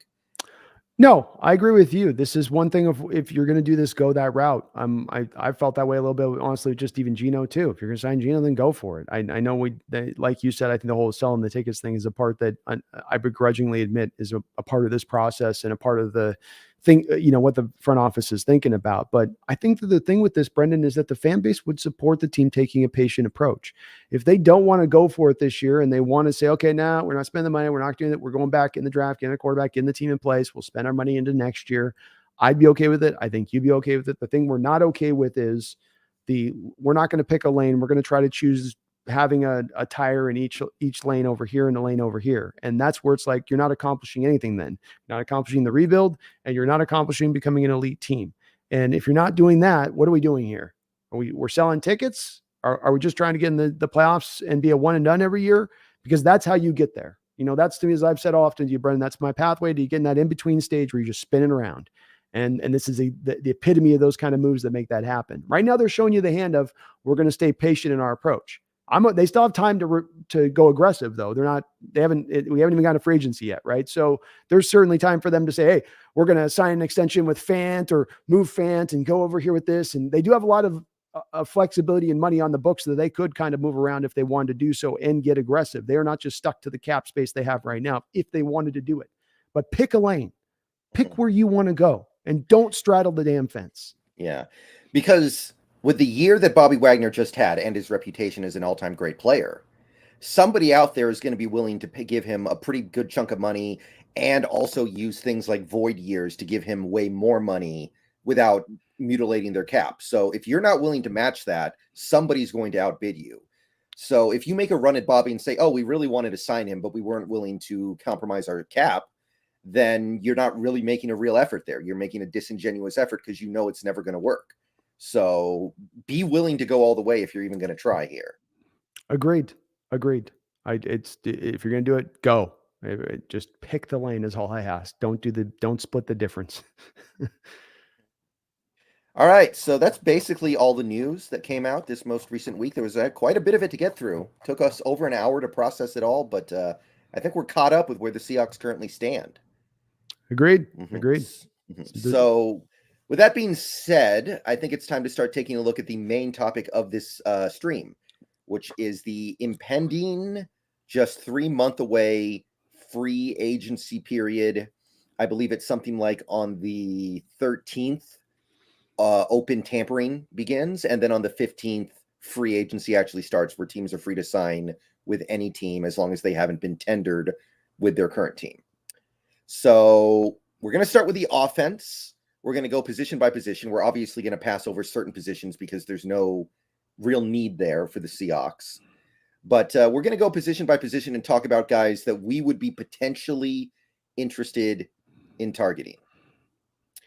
So let's start with the position of quarterback. And there are a few different layers here, right? Mm-hmm. Because with the situation the Seahawks find themselves in, where they literally don't have a quarterback on the roster, Like, I think if the season started today, their quarterback would be DJ Dallas or Michael Dixon, one of the two. Yes. They can get a quarterback as a starter quarterback, like quarterback. They're like, yeah, this is the guy we're going to try to make a Super Bowl run with. They can get a guy as a bridge quarterback, a guy that like, okay, you're going to start or have a chance to start, but just know that you're just here to hold it down while rookie X gets ready. And then we also have backup quarterbacks. So let's discuss the first layer of that. Starting quarterback. So let's say we let Geno go or we trade Geno, but we still want to try to win a Super Bowl in 2023. Who in free agency, and you can also include guys who may be in free agency or available on the trade market, but we don't know yet, would you be interested in? If you're really wanting to go for a Super Bowl, I think the short answer is that there is really not the player that probably is likely to take you to a Super Bowl on the open market. There just isn't. There's guys that if everything went right, if your team clicked on all levels and all cylinders, then you would have a guy there that would fit that match. But when I look at the list of guys that are out there, I do come back to again and again Drew Lock. I come back to that name because of the fact, number one, he's got familiarity with the system. He's not going to have to learn stuff coming in the door. He's familiarity with the personnel. He's not going to have to, how does DK Metcalf run his slants? How does he run his 9 routes? Where does he like the ball at? How does Tyler operate off script? The guy's 24 years old. He's not 27. He's not 28. And I know a lot of people feel like the die is cast with this kid, but there's a lot of talent there. The team showed you, I think, last year what you can do with a guy that maybe somebody's cast off with a very good supporting cast around him. Let's not forget, in my opinion, I think you would agree, the supporting cast is only going to get better for whatever quarterback takes the helm next year for your Seattle Seahawks. So Drew Lock with a better helm around him, if you want to talk about really a potential Super Bowl thing, like as I said, if I stack a way better team, I bring a Lock in. We talk about some of these other guys, be it Carr, Garoppolo, or down the list, they're going to cost significantly more money than Lock is. And that's savings of money where you can apply that in other places and how you can build that team up in other areas is substantial. And I think could have a major effect on this team in a positive way, even moving into next year. But he would be the one guy to me. It's a 1-2 punch. You go Lock, then you get with a Hendon Hooker type in the 3rd round. That's your kind of 1-2 to kind of build the position going forward. And then maybe you look into next year of, okay, if depending on where we are, depending on how we did that last season, now we go and move for our quarterback in the draft. Or make the big swing out there and trade. Right. Well, I'm not quite as high on Drew Lock as you are. I view him as a bridge with a little bit of upside, but I would not, if the Seahawks were to go all out building a really top shelf team in 2023, like they traded for Daron Payne, they maybe made some other aggressive moves as well. Like maybe they signed a really good linebacker or something like Bobby Wagner, for instance. If they made those moves and then we said, okay, our quarterback's going to be Drew Lock, I would be pretty put out by that. I would just be like, really? You're going to bet this really good team on Drew Lock? Can I ask you something though? When you look at the situation of Geno Smith and him doing the very same thing last year, the same process playing out with him, the same things being said about him, and that he comes in and has that level of success. Beyond him being able to potentially have the level of success, how do we come down to a final conclusion point on Drew Lock and what he is and who he's been in his game? Let's add this up. He's with the Denver Broncos, who have the 26th and 28th best pass protection when he's there. Not a very good team overall on the offensive side of the ball. We're learning in retrospect. He comes here in the preseason, balls out in the first game, has a fumble at the end, but plays really well through that whole first game. Gets COVID, comes back and forces things in that next preseason game. If I'm not mistaken, this is the totality of our assessment at this point of Drew Lock at 24 years old, right? I mean, that is your totality. So I'm okay with you coming to that conclusion. But what I would want to ponder from you and pull from a little bit is how do you come to that conclusion of deciding that that's so certain the case when Geno Smith just showed you in a very equivalent fashion what can happen when you put a guy in the situation that is kind of viewed through that same structure? And I mean, doesn't he fit the same kind of thing? Sorry, go ahead. Yeah, it's possible. It is definitely possible. It's not like Teddy Bridgewater, where if you bring him in, you know that his ceiling has already been realized. It's possible, but I wouldn't want to bet a super team on it. I wouldn't want to, it's like buying a really nice car and then buying a questionable engine for it. No, if I'm going to buy a really nice car, I want it to have an engine that I really have a lot of faith in. And if it was Drew Lock, I would be like, okay, maybe this works out, but I just don't have a lot of faith in it. What's the engine out there that you have a lot of faith in? Well, yeah, that's what I'm going to kind of lead to. There are some guys I'm not really seeing it. Like Derek Carr is going to be one of the big names right now. I don't really see it with him. There's going to be guys like I think Garoppolo at this point is probably going to get paid like a starter. So you have to look at him that way. I don't see it with him. Honestly, the one guy outside of Geno, we're not talking about Geno because we already talked about Geno. The one guy that I like that I might be interested in on this level would actually be Taylor Heineke. He's the one guy who I look at and I go, I feel like he could actually be a quality starter in this league, and I would be willing to have some degree of faith in it because I saw it at points in Washington. I feel like I didn't see it from Drew Lock. So that's the only guy to me. You're right. I'm not against going into 2023 with Drew Lock at the quarterback position. What I would hesitate to do is go all in on 2023 and then have Drew Lock be the quarterback. Yeah, I mean, I can get the hesitancy. It would definitely be a big risk. And look, I'm just putting I'm putting my money where my mouth is in my philosophy on this, and that I'm trusting in my philosophy of building up a team. I'm watching a guy like Jalen Hurts now, who's going to propel his value up to $50 million a year because of the supporting cast the Eagles have put around him in order to allow him to flourish as he has in a big way, in my opinion. It's not that Hurts is bad, but I do have a feeling in this day and age that we've gotten lost a little bit in the forest despite the trees when it comes to the quarterback position, and especially when it comes to the supporting cast. He's going to have a better supporting cast. Is a Drew Lock in this offense with his talent. And the thing with Taylor Heineke, you can talk about all day, but Taylor Heineke is showing you he's got arm limitations. And if you want to go into rock in a season where the guy's got arm limitations who can't make all the throws, which that's Taylor Heineke. He's a little bit stronger than Brock Purdy from an arm angles. He can move. It's like Brock Purdy can go around. Drew Lock can make every throw in the business. Drew Lock can take every bit advantage of the deep action of DK Metcalf and Tyler Lockett. He's also got every bit the mobility of those former guys as well on top of it. And I may just be lying on, but I do come back to again and again. I feel like people, and I'm not saying you're doing this, but I do feel like I hear a lot of the sentiment on Drew Lock, and it's just, as I say, I'm having these deja vu things of like me making these arguments about Geno Smith saying, wait, no, you guys, how are we coming to this assessment? It's not to say that it's not okay to come to I just go, well, how did we come to this conclusion? His time in Denver when he was with Vic Fangio and the echoes of Geno Smith and Drew Lock are so similar. They both go to two situations where they don't have a lot of talent on the offense. They've got a defensive-minded coach, poor pass protection. They're not put in a position to fail. They fail, and then everybody kind of labels them and they're done. And they may be done. He may be just not that good, or like you said, a bridge quarterback. But to me, it seems a little bit premature in making that assessment on a guy without having all the data, at least to the guy like we're mentioning Derek Carr, for instance. I got 7-8 years of data. I got multiple coaches. I got multiple offensive coordinators. I got multiple years of different personnel and different resources being in different places. Hell, I got them going and getting his college teammate and going, how about now can you flourish? How about now can you go take off? But with Locke, I don't have the data, and it is a question, but I think that means it's a question both ways. It's a question on whether he can be great, but it's also a question about still what he is too on the other side. Yeah, and when I was making this evaluation, I wasn't really including Drew Lock because he's an outgoing Seahawks free agent. And again, I got no problem if he's the starting quarterback next year. I think that's a perfectly valid route to go. And honestly, if it's not Geno, then I think it should probably be Drew Lock because I don't think you want a rookie starting day one.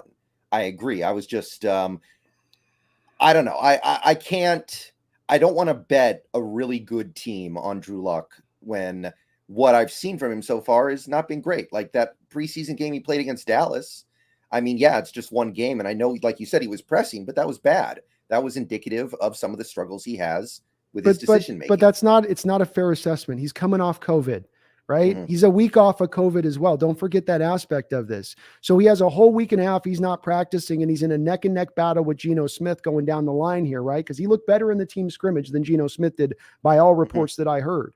And so then he comes off COVID, probably lost 10, 15 pounds. He's coming back out there and he knows he's got to go out there and win the job. And so he's going to press. Is he pressing at that point because the bad decision-making that had plagued him in Denver is now plaguing him there against the Cowboys in that moment? Or is he pressing because he's trying to win a job because he's lost some ground for things that have nothing to do with his control, that are completely outside of his control? And that's what I would maintain on that, is that it's not, I don't think you can ding him much as that game because there was a lot of other factors that came into it outside of him just not reading the play right, outside of him just making a horrible throw in a bad decision.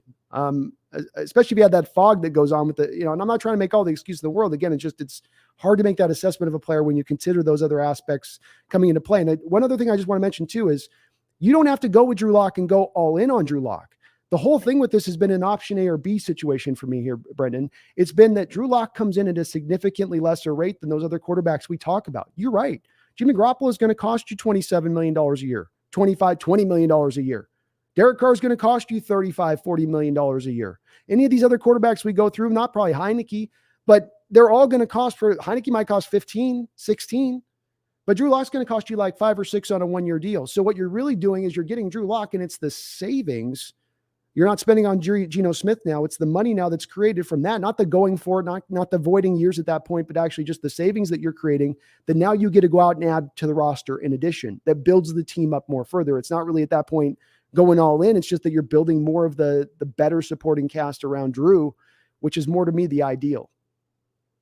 Yeah, but I mean, to me, that would be more of a bridge case. Again, we're talking about like the context of we built the really awesome team. We traded for Daron Payne. We went out and got Bobby Wagner. We did these things to build a team that could win the Super Bowl in 2023. If it's not Geno, who is the quarterback that you trust? Now, I think the answer is probably nobody, really, especially for the price tag some of these guys are going to demand. But, just trying to figure it out, if I was choosing between Drew Lock and Taylor Heineke, I would probably say that at least Heineke's done it in the NFL a little bit more to where I'm like, okay, it's tangible to me. I can reach out and touch it. With Drew Lock, I'm just theorizing based off his arm and the bad situations he's been in. So I'm with you on that point of it. I would say your first point of it's right. At the end of the day, there is no engine. There is not a guy that you can go out there and make the move for who puts you in a confident position to feel like you can take, even with the super team around them, to the Super Bowl. But I think Daron Payne helps you be into next year and beyond next year. Bobby Wagner coming back potentially helps you next year and beyond, but he helps you just immediately beyond what else you can get as an alternative too. Because let's remember with that, we need middle linebackers. We need 2. And there aren't a lot of good options out there, not in the draft, not in free agency. That's a bit of the part of this as well, as you need some functionalness out there for an unfunctional position for you for a large part of the 2022 season at both positions. So when I look at the difference between Heineke and Locke, is Heineke, I know what he is. You're right. He's limited. He'll get you to the playoffs. He'll get you into the first game of the playoffs and he'll lose. With Drew Lock, I have arm talent and mobility and an upper end, a guy that's a former 2nd round pick, where Heineke was a former 5th, 6th round pick. I think he might have been undrafted. Undrafted. Again, like these guys that get in the 6th, 7th undrafted point, they're undrafted because they have arm limitations. When I have a guy that doesn't have arm limitations, when I got that guy that doesn't have mobility limitations, maybe I got to clean up his decision-making, but if I've got more of a balanced team that's running the ball, if I've got a defense that's carrying a little bit more of the water, he can overcome that. He can't give me a Brock Purdy-like season if I build out a roster that can be somewhat similar and equivalent supporting cast if I commit to doing so. I think he damn well could. He's got way better arm talent and every bit the mobility. And so I know I'm way higher on this, Brendan. I get it. I do. I do trust in this process of the supporting cast can elevate the quarterback play. And people get too lost on the quarterback being this guiding light process. But as I said, look what Brock Purdy did coming in there. That's not a guy with a great level of arm. Look what Jalen Hurts did, who's now going to get this contract. And I know he balled out in the Super Bowl. At the end of the day, he has maybe one of the best offensive lines in the sport, a number 1 wide receiver, a true number 2 of almost a sub 1. And the other guy he's got on the other side, he's got a good running backs behind him, a good tight end in Dallas Goedert. I mean, everything's stacked up for him to succeed. And then they manage it around that. They still now have him dinking and dunking and then running 9 routes, dinking and dunking and then throwing a 9 route. And then we're having him operate as a running back, right? They're doing the Lamar Jackson thing with him. So they're just trying to get everything they tangibly can get out of him. But that's not him being sensational. That's them being smart in the process of building up around him. And I'm more into that realm. I find myself leaning more into that than looking at the quarterback who's going to carry the day, which I think is an ideal we look for, but isn't the reality at the end of the day. That these guys all have a little bit of limitations when it comes down to it. All right. So there are a couple other guys like Lamar Jackson, like Daniel Jones, like Aaron Rodgers might be available.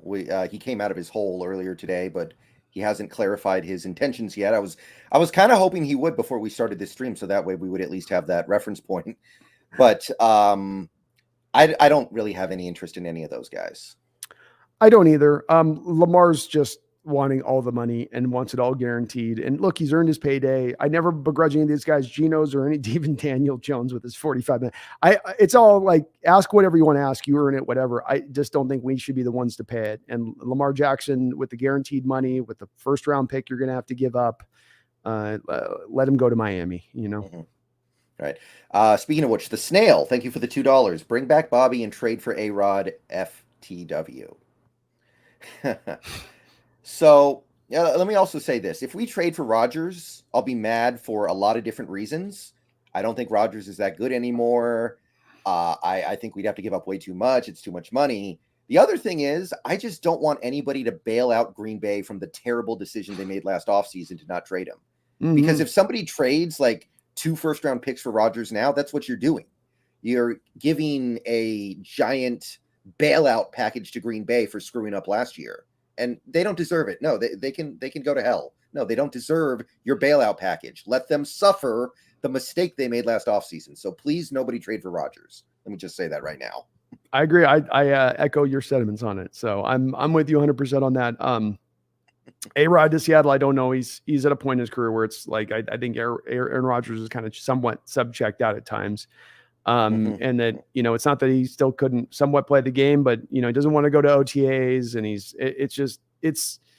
you need a guy all in at this point. He struck me as a guy that's been with a foot halfway out the door snail for a while now on just kind of looking at retirement already. And he likes the money, he likes what he's making. He's probably looking at his post-career going, boy, I'm probably not going to get as many endorsements as I once thought. I probably got to get the money now while I sort of can. But giving up multiple first-round picks. I think they only get 1 first-round pick for him, but you'd give up 20, I guess, to get him at that point. And I don't even know how much he's going to cost. So yeah, he sure learned from the best on how to handle his retirement, huh? Let me ask you this.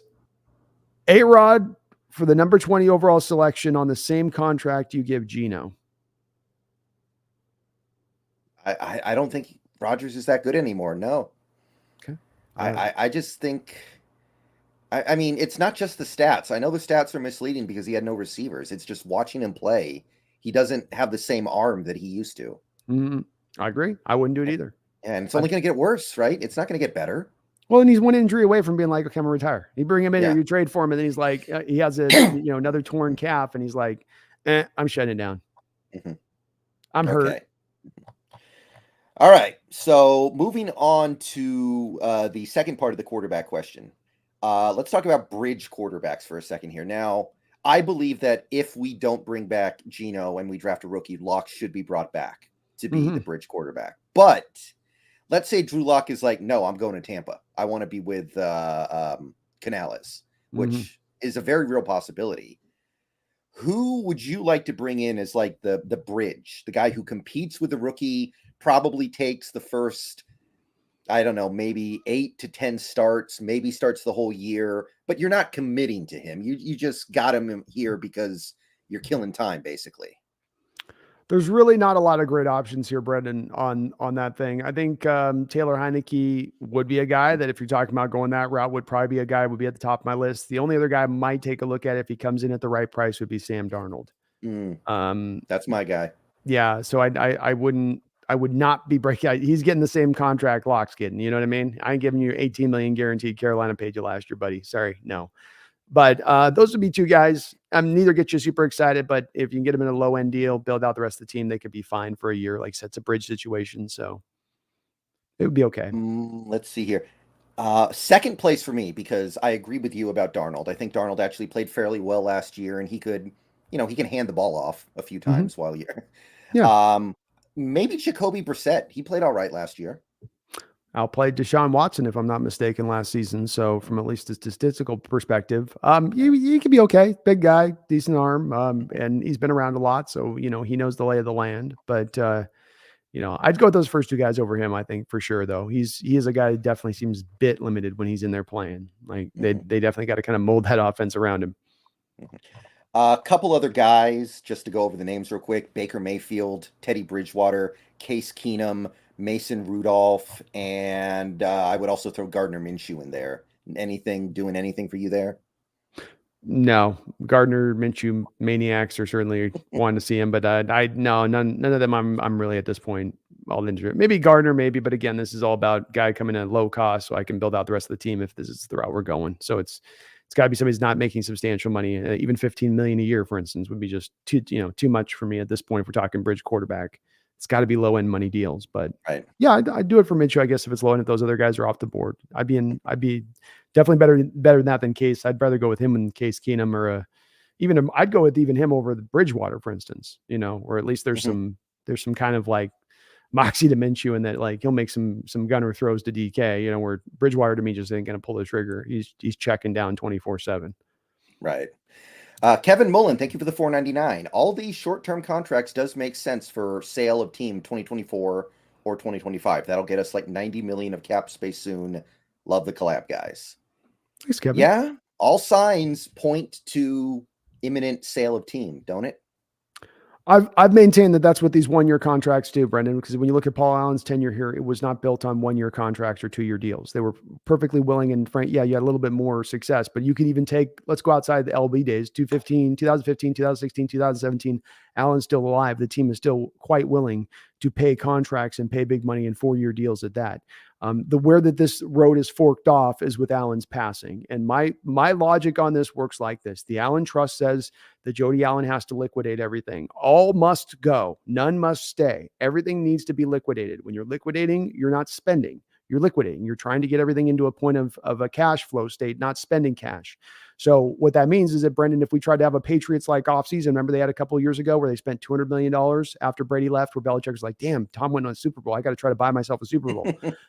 We can't do that because that's going to be 60, 70, $80 million of escrow money on the books. She's got to come out of pocket instantaneously. So yeah, I feel like what's happening here is you stay the 1-year contracts. It eats up the cap space. It technically tells the fans we're spending all the money on the team. We're trying to win, but in actuality, you're not squeezing in the kind of contracts your competition is in order to build out better overall teams, which is then going to tap you out as far as you could potentially go. As I say, because you're giving up advantages at that point. And I don't know how a team is going to be successful giving up advantages. Yeah. That being said, it is kind of exciting to think about in a few years, assuming this does happen, the new guy who comes in is probably going to be very, very rich and very, very eager to throw money around because that's what these owners typically do. So that's exciting, ain't it? Well, it's great because you could also be inheriting a team that's already really set up to roll. I mean, you could have a great offensive line. You could still have your receivers rolling. DK's not going to be super old at that point. You've got your young guys on the defense starting to get better and rounding in with all of the talent you're adding this year in addition to it at that point. So you're going to have a very, young, good nucleus at that point for a guy to come in who might be willing to start to spend a little more money at that point. And boy, what a team you could build up. That guy wants to come in and inject and turn them into an instant winner. He's got all of that no void money down the road already on the books, no dead money on the books, nothing but free space to go out there and start to sort of pilfer from the future for the now if they wanted to do it. And that makes it exciting to me. Right. Real quick here. Let's say the team wants a pure backup quarterback. Like they re-sign Geno, they lose Drew, and they're like, okay, we just need a backup who's going to command not a whole lot of money and isn't going to have any expectation of being the starter. Like if it's something like that, is there anybody that you would target for that? Chase Daniel. The eternal backup quarterback. Chase Daniel or Nathan Peterman, one of the two. What about Mason Rudolph?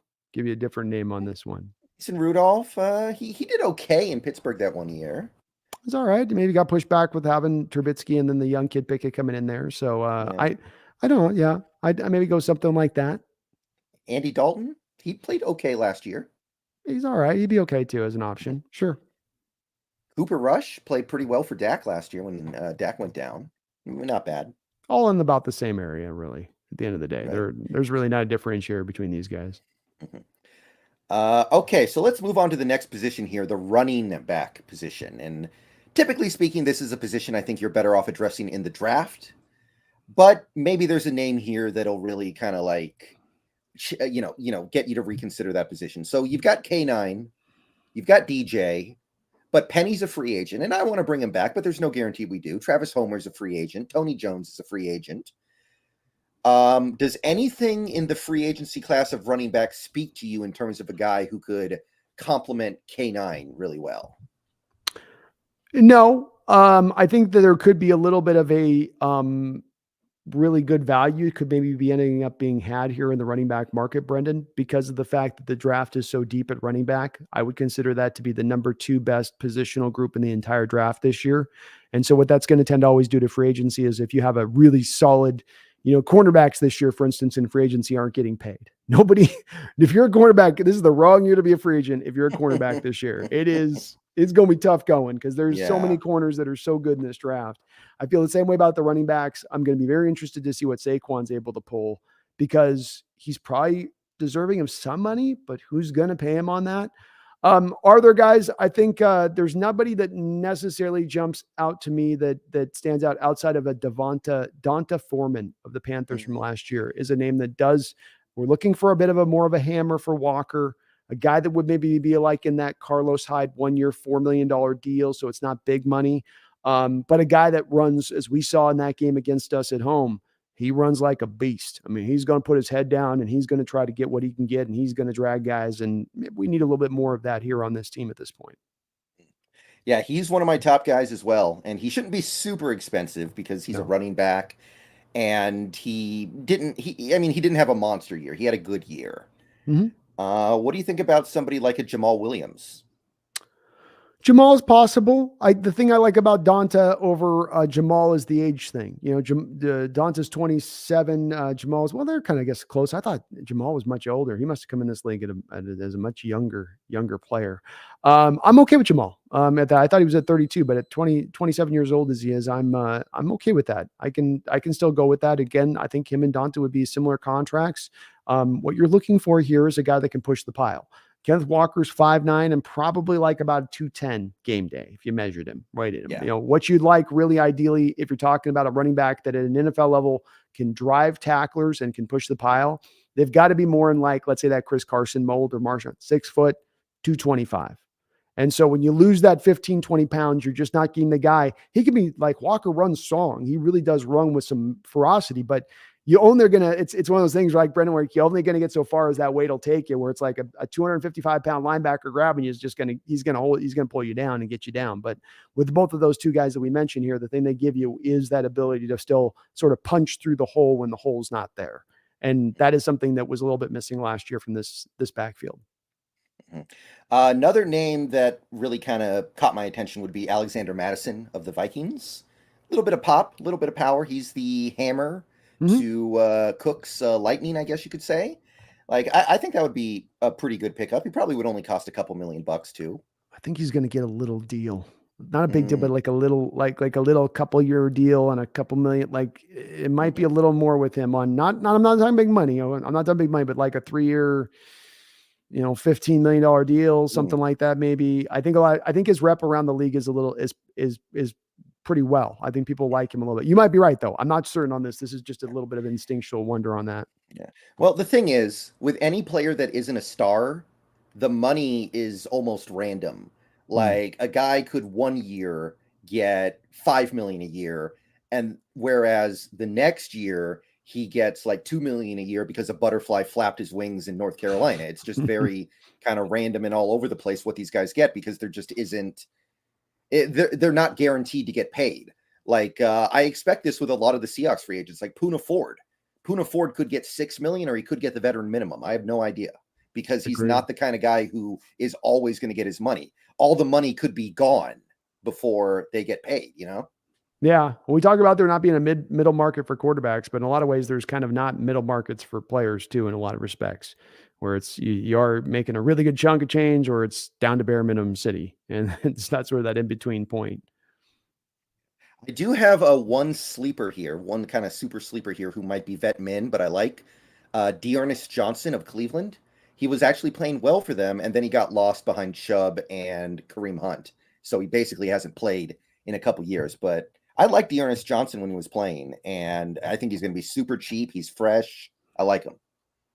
Vaguely remember him on that one. So I think he runs pretty hard, but it's been a couple of years to your point on that with them having Hunt and Chubb in there. So he just hasn't had a lot of carries. But I think you're on the right track where it's like, well, this may be a guy. It's not a matter of being lesser talented. You got two guys in Chubb and Hunt that are really, really talented running backs. So, he's just been buried behind really uber guys in front of him. but getting a little less quality of a guy, but still really good quality doesn't mean that he's a good player. So that'd be an interesting, again, just find that value, that sort of that, you get the depressed value on a given player that's really providing something more than you're paying for.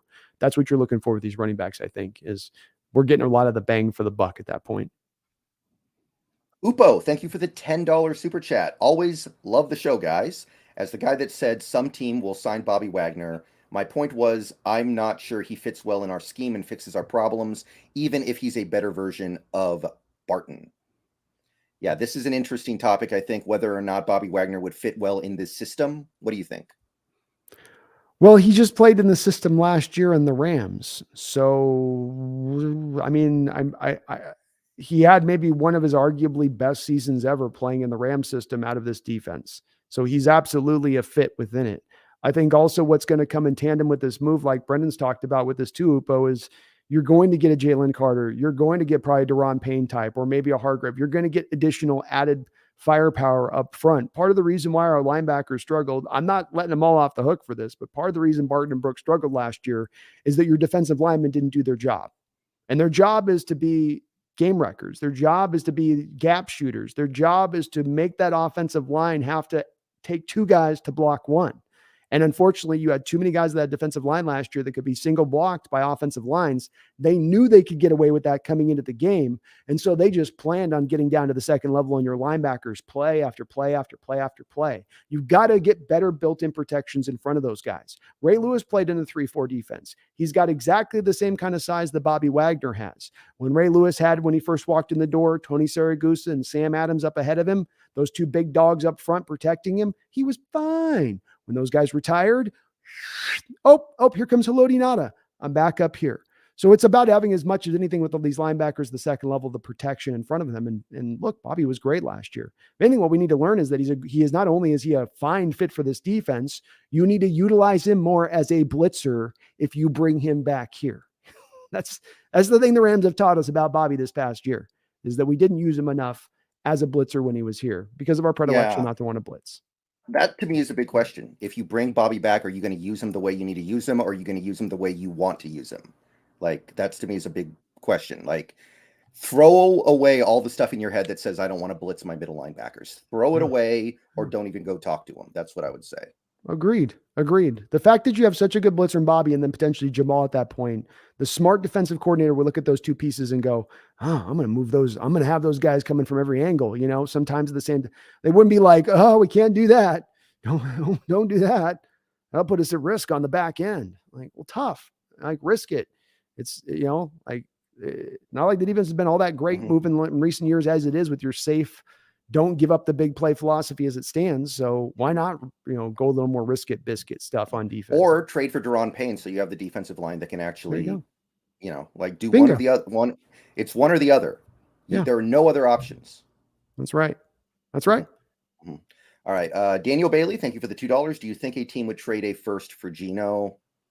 Probably not, but I think they would come close. That's what I would say. Yeah, Brennan's answer on this is right one, Daniel. Close, but probably not quite. The going rate on the quarterbacks, and I've seen some people go, well, Geno's not even worth a second or third. Like, that's wrong. Matt Ryan got the picks that he got coming out of Atlanta. Didn't have as good a year as Geno just had his last year coming out of Atlanta that prior year. And was older. And then you've got, of course, Carson Wentz, who was already on his second team with the Colts, and the all that they were able to pull out from Washington in that trade. Really on top of that, as Brendan's talked about with this, the musical chair situation, you're going to have so many teams needing a quarterback, and there are only so many quarterbacks, especially if Aaron Rodgers retires. I mean, that could be the one thing that draws that and makes something like that happen is Brady's retired, Rodgers is retired, market gets just a little bit more thin, Brendan. You got a couple of teams out there that thought they would have their opportunity at one of those two guys, and now they're like, we got to find an alternative. And that's how the Russell trade happened, right? Russell trade happened by Broncos first wanting Rodgers, bringing in Rodgers coach in. That didn't work. And then you were able to strike after they got desperate. Mm-hmm. Yeah. I did a mock draft the other day where I had Geno getting traded for a second and third. I think that's possible. I do think that's absolutely possible. Yeah. It was Washington's second rounder and third rounder. And I mean, look, Washington, that's another team. They're desperate. Ron Rivera is going to get fired if he doesn't make the playoffs. And he does not have any quarterback on that team right now, except for Carson Wentz and Sam Howell. You think he wants to bet his job on Sam Howell? It's Because only Wentz is it's gonna only get Sam cut. Howell. Yeah, I was gonna say it's only Howell because Wentz is going to get cut. Mhm. So yeah, why wouldn't he do that? What does he care about picks that aren't even going to be there when after he gets fired? Like it. We're seeing desperation really push this stuff. Yeah. Like honestly, Geno last year, and I know it's not an equivalent situation. Geno last year was better than Wilson was 2 years ago, and Wilson went for this gigantic haul. So Geno definitely has to be worth something. I know that when Denver traded for Wilson, they were trading for what he did the previous 9 years, more than that 10th year. But regardless, it's the same thing. It's just, to me, it's still the same thing at the end of the day. And it's the desperation drives it. Your main point, that's the point here. Cause people, I think fans think, and it's understandable, of teams are making these choices intellectually, right? Like they're sitting in their darkened rooms and all of them are other laptops and they're just turning, but things sometimes are driven by a little bit of like, oh my God, we're going to get fired if we don't get this turned around like next year. And in Rivera's case, he's already had one head coaching opportunity. Is there going to be a third one there if he washes out of Washington? Dan Schneider could eventually here very soon get pushed out of that organization as far as the ownership goes.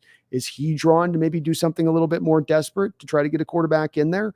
He once was really a desperate guy in that respect. And this is just one team. You have Raiders too. You've got potentially the Titans on this being willing to do something. Titans are clearing a lot of cap space out for something.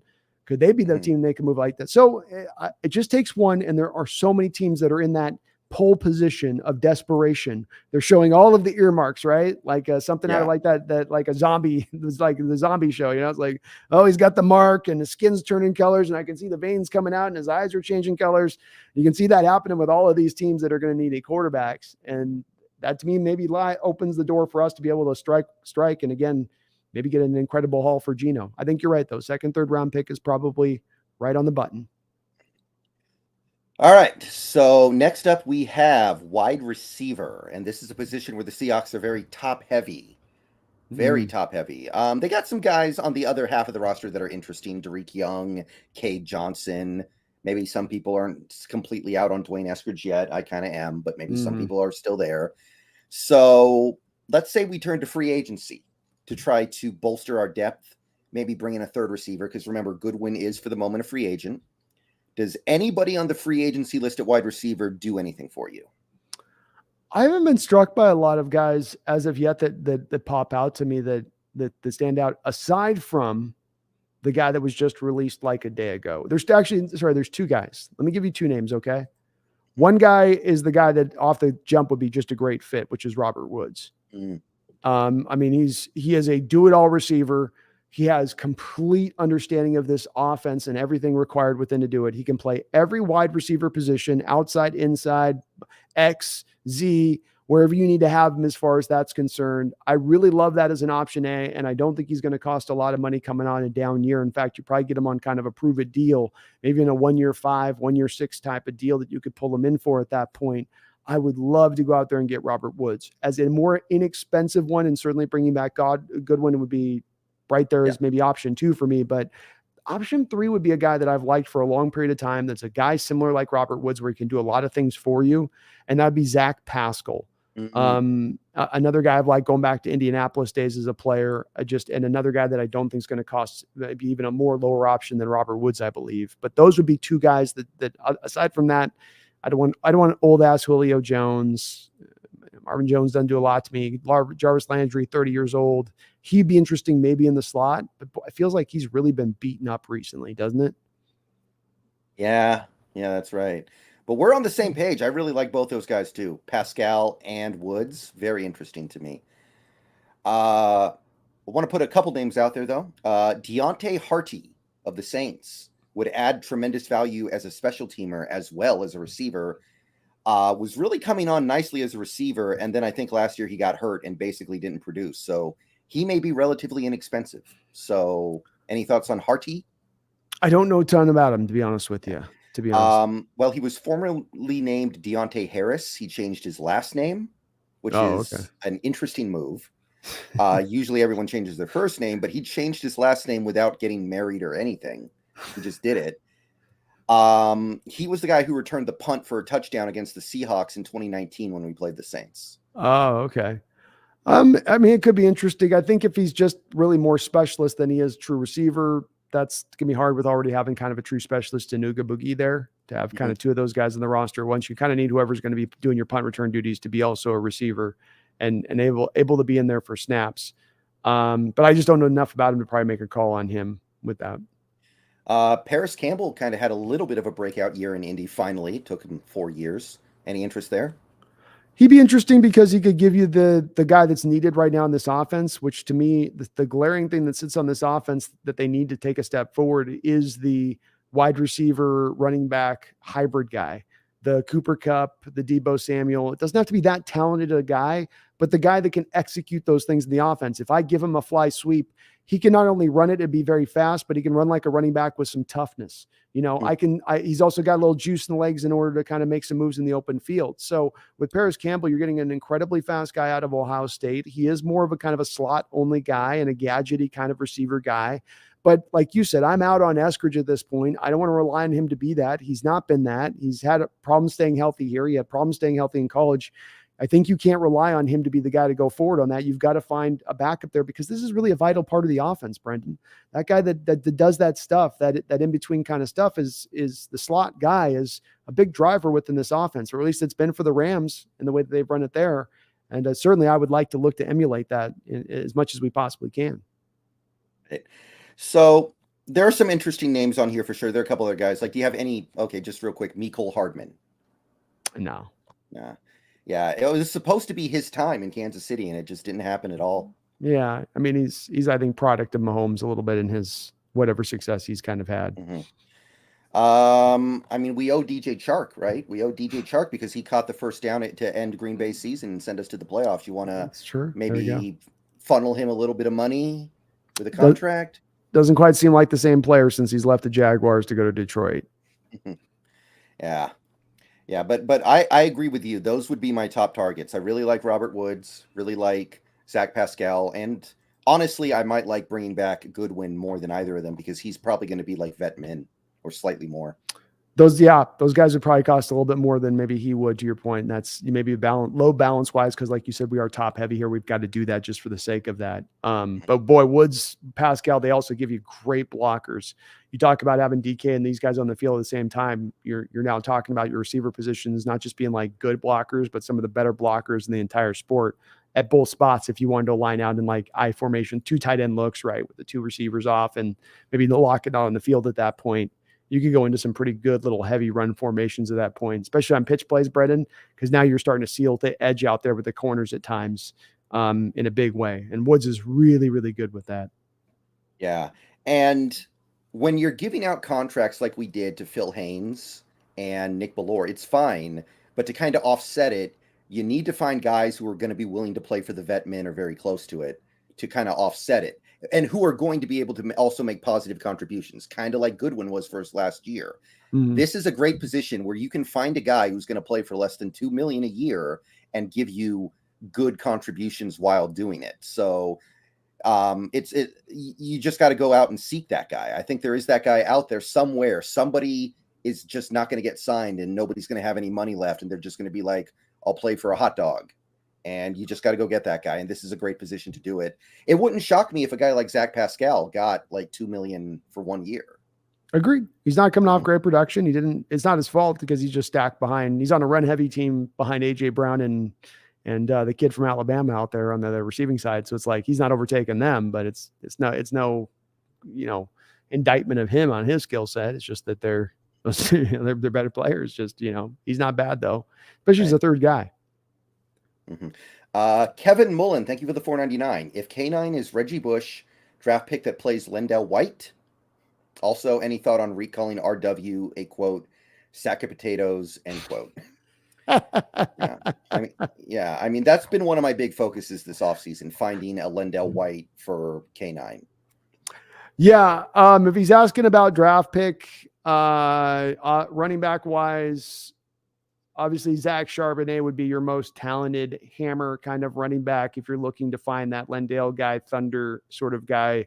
A lot of fleet of foot guys, though, early on, so you do have to go later. But Chris Rodriguez, Roshan Johnson, and where's my other guy? Tavion Thomas. That's a later guy though. So 4th round, Chris Rodriguez, Kentucky, Roshan Johnson, Texas, and Tavion Thomas, Utah are your 3 guys that you would be in that mold of getting them later in the draft, not 2nd or 3rd round guys, hammers. They're not going to be guys busting 40-yard runs, but they can absolutely get the 3 yards in a cloud of dust, and they're going to drag guys and punish defenses and wear them down and that type of thing. Yeah. Well, Lendell White was a long time ago, actually. I wonder how many people out there remember Lendell White. That was a while now, man, isn't it? Mm-hmm. Boy, it's time is starting to fly on that one. Yeah, that was like the quintessential Thunder Lightning backfield, maybe ever, right?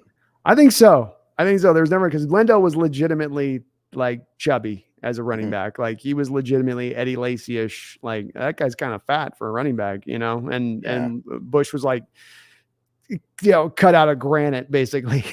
So. Yeah. I think Lendell White showed up to the combine like bigger than people expected. It was like he hit the bar hard after they lost that national championship game or something. Oh no, he did. Yeah, he blamed it on the he's like the banquet circuit. It's the banquet circuit. You just got all this good food. And then he had this whole thing. I remember Brendan, I don't know if you remember this. He did this whole diet where he's like realized that tequila didn't have any calories. So he was like, I've been on the tequila diet. Keep him away from the Cheesecake Factory is what I'm trying to say here. Yeah, just stay away. What do you think about recalling RW a sack of potatoes? I don't think he meant it the way that it clearly came across. I think he meant to say like he's stout, which is true. That's why he doesn't get hurt that often.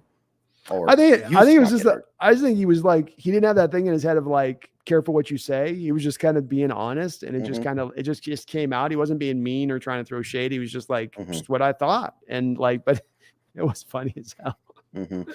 I thought he called him a potato, not a sack of potatoes. No, he called him a sack of potatoes is what he calls him. Well, he'll learn. He'll learn how to filter things a little bit better, I guess. Oh Lordy. I'm sure you heard from somebody on that one. Yeah. Jonah Jaffe, thank you for the $4.99. Who's y'all preferred wide receiver 3 for 2024? Rookie or vet? Does that change if we move on from Geno? I think he must have been 2023 if I had to guess. Okay. Shout out to Eskridge. Okay. So we kind of just discussed this, but yeah, my preferred option is to just bring back Goodwin for the minimum or slightly more than it. And that's good enough. Yeah, I think that one of those 3 guys we just mentioned, Jonah, would be my guys on the chart. If they want to go wide receiver 3 in this draft, I think you could attack it in a couple different rounds, quite frankly. I mean, every round is going to have a guy that would fit what they're looking for, which, let's face it, we could go and look for a guy in the draft that's a slot specialist only. So, there's every single, even including the first round at 20, you could go with the best slot in this whole draft if you wanted to, which I don't think they would do that. But I think you'll have a lot of flexibility there if you want to attack in the draft. If you just want to save, to Brendan's point, load balance, save some money at the position, you go with the guy in the 2nd, 3rd round. He's only got to be a slot, so he just gets to specialize in that. He's not playing against the tough cornerbacks on the outside. You could bring in a guy and he could have some really good success, as long as you don't draft a guy like Eskridge with a lot of rough edges to him as a slot. Like they can't run routes, they can't catch, and they've got injury concerns. I wouldn't try to replicate that. Yeah. Do you agree with the general sentiment that this receiver class is pretty bad in the draft class? I mean, yeah, it's the problem. First off, is that it's missing a lot of size. There's too many slot guys. And then there's going to be questions for me about speed. And I honestly, with this combine thing, I don't know if you feel the same way. I kind of feel like the combine's been playing with some of the 40 numbers recently in order to make it more of a show. Like, oh, look how fast these guys are going. Tune in, like it's because guys, there's just some of the times are getting like ridiculously fast at times with some of these guys that it doesn't match up with what you see on tape with them. And I'm seeing a lot of guys on tape where I'm like, he's not fast, not very quick. I'm not missing that, wide receiver. I need to have that 8-yard burst off the line, right? Where you just see him eating up the space, clearing out of the screen. And you're like, wow, he just went right past. I'm seeing a lot of guys, they're just kind of it's a slow motor boat, just kind of going up the field a little bit. So size and a lack of really true explosiveness. And when they do have the explosiveness, Brendan, they're like, 5'9", 5'10". So then you're like, well, then he doesn't have the catch radius. Then he doesn't have the ability to get off press coverage on the outside. Then it puts you into a conundrum when evaluating these receivers in this draft. There are some diamonds out there, but it's not what it's been in recent years. That's for sure. Yeah. I'm coming around on that. Like, I think it was Jared Stanger who tweeted something out like, why do people think we're going to draft a receiver at number 5? We've never done that. And why would we do it in this terrible class? And I started thinking about it. I was like, yeah, this receiver class, like, do you think Marvin Harrison Jr. is better than any receiver in this class? Oh, yeah. Yeah. Marvin Harrison is the best wide receiver to come out in probably. He's better than Pitts. 7-8 years. Wow. So, I mean, since Jefferson. He'll be there. Or no, I'm sorry, that's wrong. Chase came after Jefferson. So the best since Chase. So you're saying he's going to go like top 5, you think? Top 3. Really? Yeah. He'll be the first player after the first 2 quarterbacks go. Wow. I don't think, has that happened since Calvin Johnson? I don't think so. No. Well, Johnson was the number 1. He's not going to go ahead of the quarterback. Jamarcus Russell was number 1. Calvin Johnson was number 2. Oh, was he? God, I thought he was number 2. But okay, yeah, that makes sense. But yeah, he's going to go. He's not going to have that 6'4" build that Johnson had, right? Where he was the complete. He's like 6'1", I think, or something. But he's got. I mean, he's every skill you could want in the position he's got. And sign me up all day. I wanted to ask you about. I don't know if we talked about this last week about this. The same thing about taking a guy number 5. I was trying this out the other night on my live stream, and I don't know. I had mixed reaction from the chat. If you think that Bijan Robinson can give you everything that any of the best slots in this class can kind of give you, maybe not Jackson, Njigba as far as a route runner goes and just being a pure receiver, but that he can give you functional play out of the slot and absolutely can give you all of the fly sweep bubble scruff, right? You'd admit to that. He definitely could give you that. Does that increase his value enough to then start to consider him at 5? If we take Bijan Robinson at number 5, first I'm going to turn off my stream because I'm going to be streaming the draft. And then I'm changing my channel name to Jaguars Brendan Nelson. Sorry, I can't do it. I can't do it. Okay, my question though is not whether or not this has nothing to do with your personal evaluation on him. If the Seahawks believe that he can play slot, and they believe he can play as a functional slot in between the snaps of taking the running backs in between snaps of Walker, does he then have the value of being worthy at that point of a 5 pick for the versatility gives you? And maybe your answer is still no, but I just want to make sure I'm being clear on the question the way I'm asking it. Yeah, I don't think so. Especially in this offense where we don't use the slot as much as other teams. Like maybe on a team like the Rams where they use slot on like 99.99% of their snaps. Sure. Maybe if we didn't have K9 and we needed a starting running back, a bell cow, okay. But if you're going to say he's going to be our third receiver when we use our third receiver very rarely compared to other teams, and he's going to be a, secondary he would start above K9 now that I think about it. He's better than K9, but he's going to be in a running back tandem. No, I don't think that's worth it. That's fair enough. I mean, I think you're at the end of the day, who's starting, who's whatever. It's more to be about touches. And do I find 15 touches a game between those two guys at that point? And if I'm getting 30 touches a game between those two players on a given game between catches and runs, is that value there? And it may not be. It may not be. And I don't have a real true answer for it. I think it's just an interesting question because some of what you hear from the evaluations on Bijan is that he can basically be aligned out like a receiver and run those wide receiver things. A lot in the same nature of like McCaffrey did once. And then that does build more value on the player than him just being a pure running back. Let's see here. Jonah Jaffe again. Thank you for the $1.99. Start, bench, cut, Russ, Geno, Stroud for 2023. All right. Haven't had one of these in a while. I cut Russ. I would start Geno and I would bench Stroud for 2023. Yeah, I think that's the right thing to do. Yeah. I think I'm right there with you. I really like no rookie. Would you agree that no rookie quarterback in the history of the NFL has been as good as Geno was last year? Am I forgetting anybody? Maybe Luck in his first year. Maybe. Yeah. Like as much as I like Stroud, him being better than Geno was last year is super unlikely. So your point still stands. That's the anomaly though. There's one guy that's more often than not, no, you're not getting that. And I do think that I'm one of those people that sit in the camp that says there is a benefit for especially a very young quarterback coming in a Stroud or an Anthony Richardson, there's absolutely a benefit to just giving them a year to just learn how to be a pro and watch and sit up from afar a little bit. Well, has Stroud even turned 21 yet? He might still be 20. I think he is still 20, so he'll be a Yeah. very young kid. You know, Yeah, you don't want him starting day one, I don't think. Not at 20. Even if he's going to be 21 by then. It's let him sit. You know, Mahomes sat for a year.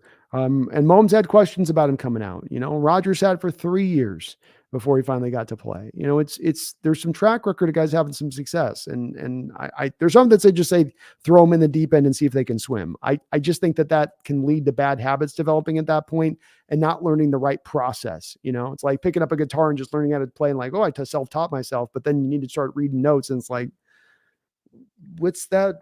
This one over here, then let me just do it the fast way I know how to do it. You know, this is the way I know how to do it. You know, that's what I think that leads a little bit to when you do them a little early. Big Patty Daddy, thank you for the $4.99. Miss you guys. Hate the off season. Oh, I mean, I'm still around about as much as I ever was during the season is the thing. It's like, you look at the number of videos I post every month, it's like, it goes to the off season and it doesn't really slow down. No, me neither. Especially this year, I think we've really seen the growth and it's really cooked for us. So we're still rolling Big Patty, but I know some people, I think, you know, they got to have that little breather after the NFL season, sort of the rebirth until they get to the draft or whatnot and kind of catch their breath. Okay, so just to run a couple things by you, back to the free agents. Tight end, I didn't really look at any tight ends because right now we have our 3 tight ends, and even if we trade Fant, I don't think we would then go out and spend all of Fant's money on another tight end. That defeats the purpose. I think you're right. That's more of an indication you're going to take one maybe in the second or third round. Correct. So I didn't look at the tight ends at all. I didn't look at the tackles at all either because we have 2 starters on rookie deals and 2 backups on rookie deals, so it doesn't make any sense. So let's talk about center because right now we don't have a center except for Joey Hunt. And I believe he has a futures contract. So it's not even a real contract. So there are some pretty good centers in free agency. There are some interesting ones. Any particular preferences from the free agency pool of centers? I think I find myself a little bit lower on most of these guys. A lot of them are coming off of kind of lower end years of play. Rodney Hudson's is old as hell. I think he's at the end 58 grade. Connor McGovern, some people really like him. I think he had an okay year last year, but he doesn't do much for me really. Kind of bounced around that Cowboy line for years before he kind of settled in with the Jets there. Kelsey's not getting away from the Eagles. No way, no how. John Feliciano, kind of just a name. Garrett Bradbury is another guy coming off a down year, if I remember looking at this right. You know, about where he's at. I just don't like going out and getting centers coming off a down year and hoping they're going to return. And he has a 70 grade, I guess. So Bradbury would maybe be an interesting name. Bradbury and probably even Posick are the 2 guys I would maybe look at because at least with them, you're not getting into that 32, 33 years of age thing where it's like the guy's he's on fumes. But I got to interject with something here real quick, though. There are 2 Connor McGoverns. Mm-hmm. One is the guy who bounced around on the Cowboys. That is not this Connor McGovern. This Connor McGovern was on the Broncos, and then he's been on the Jets. I know it's really annoying having 2 interior offensive linemen with the exact same name. Oh boy, is it ever. So I don't know a ton then about the other Connor McGovern necessarily. But 69 grade, 5 sacks allowed, 4 penalties. He played 1,000 snaps. It was better the year before by a little bit. Yeah. So, I mean, these would be, look, here at the end of the day, any of these 3 guys we're mentioned about here, Brendan, we got to acknowledge this. The center position has been a wasteland of a position for us recently. Posick finally started to round out at the end of not this last year, but the previous year, the last 7 or 8 game stretch, got healthy, kind of was rolling through and going good. But it's been a bad position. Anybody you bring in almost anywhere off the street's going to improve this from where it was. And even Austin Blythe didn't have a very good year last year for you. So I think any of these 3 names, Bradbury, Posick, I don't know a lot about McGovern, but just off the grade alone, that's a significant grade from where you've been. He's at 72 last year. You had Blythe down at like 52. It's 52. I mean, Yeah.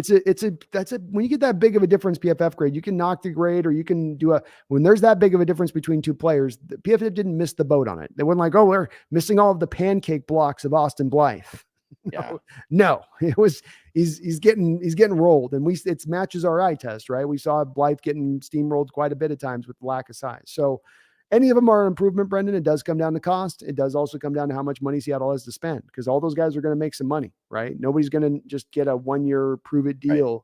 All those guys are probably signing a minimum 3-year, 15 to 20 million a year minimum, I would think. I think some of these guys are going to get 30 million or 10 million a year. Yeah, agreed. Yeah. One thing about Bradbury that should be noted, he was awful before this season, and then he was good this year. He might be another Garrett Bowles, where Garrett Bowles learned how to play football just long enough to get the contract. Yeah. So little scared about that one, I got to admit, after looking into that. I would lean back a little bit more to Posick, to be honest with you, a little bit on that between all these guys, because it's a little bit of the devil, I would be worried about his injury history to a degree, but I've also wondered about just finally letting him have an opportunity to roll at center, and the returns you had at the end of the season last year, where he was a big part of Rashad Penny having, I think, some of the success he did in the run game, and how he was blocking at that point. And he had a really good year. I mean, 78 grade for the last year. That's outstanding from the center position. And Seattle misplayed him for his first couple of years, at guard. So when you look back at Posick's time here, it's like they kind of misplayed him. They finally put him in the final position in his final year. But I would like that, I think, of any of the options better than the other two. My favorite's McGovern, but Posick would probably be my number 2. Yeah. Not interested in Rodney Hudson. I think that if Rodney Hudson sticks around, he should go be a backup somewhere. Yeah. Or he should be like he could be like what Mike Upati was for us when he was here at the end, where it's like, we're just going to have him around and see if he can win, but we're not going to give him starter money, and we're not going to give him a starter position. Agreed. Yeah. You're 33 years old. I can't risk that on a center, or you got to be like Kelsey, where it's just like Father Times just can't catch up to you. Okay, so one more position on the offensive side of the ball here. It's guard, and this one's a little bit funky, but let's walk through it. So one way or the other, Damien Lewis will be starting at one of the guard spots this year, left guard or right guard. Probably left, but he's going to be starting at one of the guard positions. Mm-hmm. Gabe Jackson is going to be released. I think the Phil Haynes contract was like the final nail in the coffin. If there was any chance of Gabe being back, that's gone now because of the Phil Haynes extension, I think. Yeah. Let's say you bring back Phil Haynes to either be a backup or compete for the starting job, and you want to bring in somebody else, another guard to compete with Phil Haynes. Mm-hmm. Are there any free agent guards that do anything for you in this class? I mean, there's really kind of not, Brendan, for me. Justin Pugh and Roger Saffold are way too old. Mm-hmm. I don't want to touch them. None of the other names that I go through look for, like Trey Turner is limited. Dalton Risner with the Broncos is coming off a down season for them pretty significantly. You're not getting anybody that you know of any impact here, Brendan. These are guys that are just kind of warm bodies at this point. When I look at this list, I don't see anybody that's really substantially going to be an upgrade over Phil Haynes. And this is probably why, like Schneider, when he says about when I looked at the free agent class, I went back, I'd be doing the same thing about Schneider. Am I so sure that any of these names are better than Phil Haynes? I'm not. I don't see it. Well, I think that Sumalo probably is, but he's also going to be crazy expensive. There's no way we can pay him. He's the Eagles guy, and his PFF grades are through the roof. Like, they're really good, but we can't afford him. We can't afford Schweitzer from Washington either, I don't think. He's going to get paid big money. There are a couple guys here who I do think are significantly better than Haynes, but they're also going to be expensive. Yeah, and I guess I was operating outside the element that they'd be willing to spend money, because I look at you got the money going to Haynes, and you're already kind of chipped down on the cap. Like, are you going to go double down on your guard position and spend that money for, end up, like you said, pushing a guy to de facto? Like you said, I didn't think they were putting Phil Haynes as necessarily the de facto starter, but with Haynes, I've said it's the competition with a rookie. I can't see it being with a guy you're bringing in as a free agent and spending money on that guy in addition, especially Brendan, big money like you're talking about with these other guys. I just think that wouldn't be in the realm.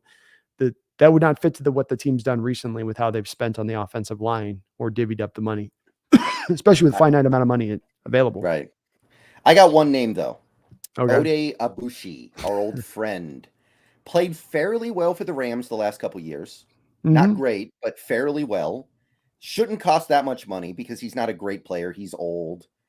And if you bring him in, he would absolutely compete with Phil Haynes and have a chance to beat him out. That would be my guy. Low end contract, veteran minimum deal, maybe a tiny bit more. That's fine if they want to go that route with it. I would be surprised if they do this with, in addition to Phil, if they go this route, but they could. I mean, it's definitely because Phil does, like I said, he does provide you the backup at both positions. So you got to address this in a multitude of ways, and the guard class is not great, so that could draw them to just getting a couple lesser guys at that point. So I could see it. Yeah. That's my main guy. There are a couple other guys that you could bring in as a pure backup, like Will Hernandez. He's actually had some decent moments in the NFL, and he's going to be cheap. Like he was the vet min last year. This year he'd probably be about the vet min, Mhm. and he would just be a pure backup. But even cheaper than that would be a rookie that you draft in like the 5th round because there are right guards everywhere. It's true. I mean, that's the ideal to me because then you're able to load balance this a little bit easier at that point. And I think that's not to mention getting a prospect that could really develop for you. So it gives you the competition, gives you the prospect, and you're not spending more money, and then you can put the money in other places. So I would like it if they try to go that route with it instead. Then look at these guys; they're just not substantial enough. And if they were going to go this way, Brendan, if they want to go with Samua or the other guy you mentioned, like, then they wouldn't have signed Haynes to me. Then go save that money for them and sign that, and then draft and then go that route. So it just doesn't, kind of like a puzzle Yeah. piece that doesn't quite fit going those routes with it. Yeah, I'm inclined to agree. And that's every position on the offense. So that's pretty much a look at the offensive side of free agency. Not a ton of names that I'm intrigued by, but there are a few. There are a few good ones that I hope we are at least looking at. And it could be let's also acknowledge, Brendan, this list could change a little bit with some of these guys because there will be the releases and the waves and stuff like that happens as teams try to adjust their cap, especially if they're going to make ulterior moves. They maybe have another move of a guy in free agency they want, so they got to release this guy. And hey, and suddenly now we have a guy that is a position of value that had no value before that's there. So this could also adjust a little bit with that. But you would admit it is a little bit of a weaker class, at least especially Yeah. on the offensive side of the ball.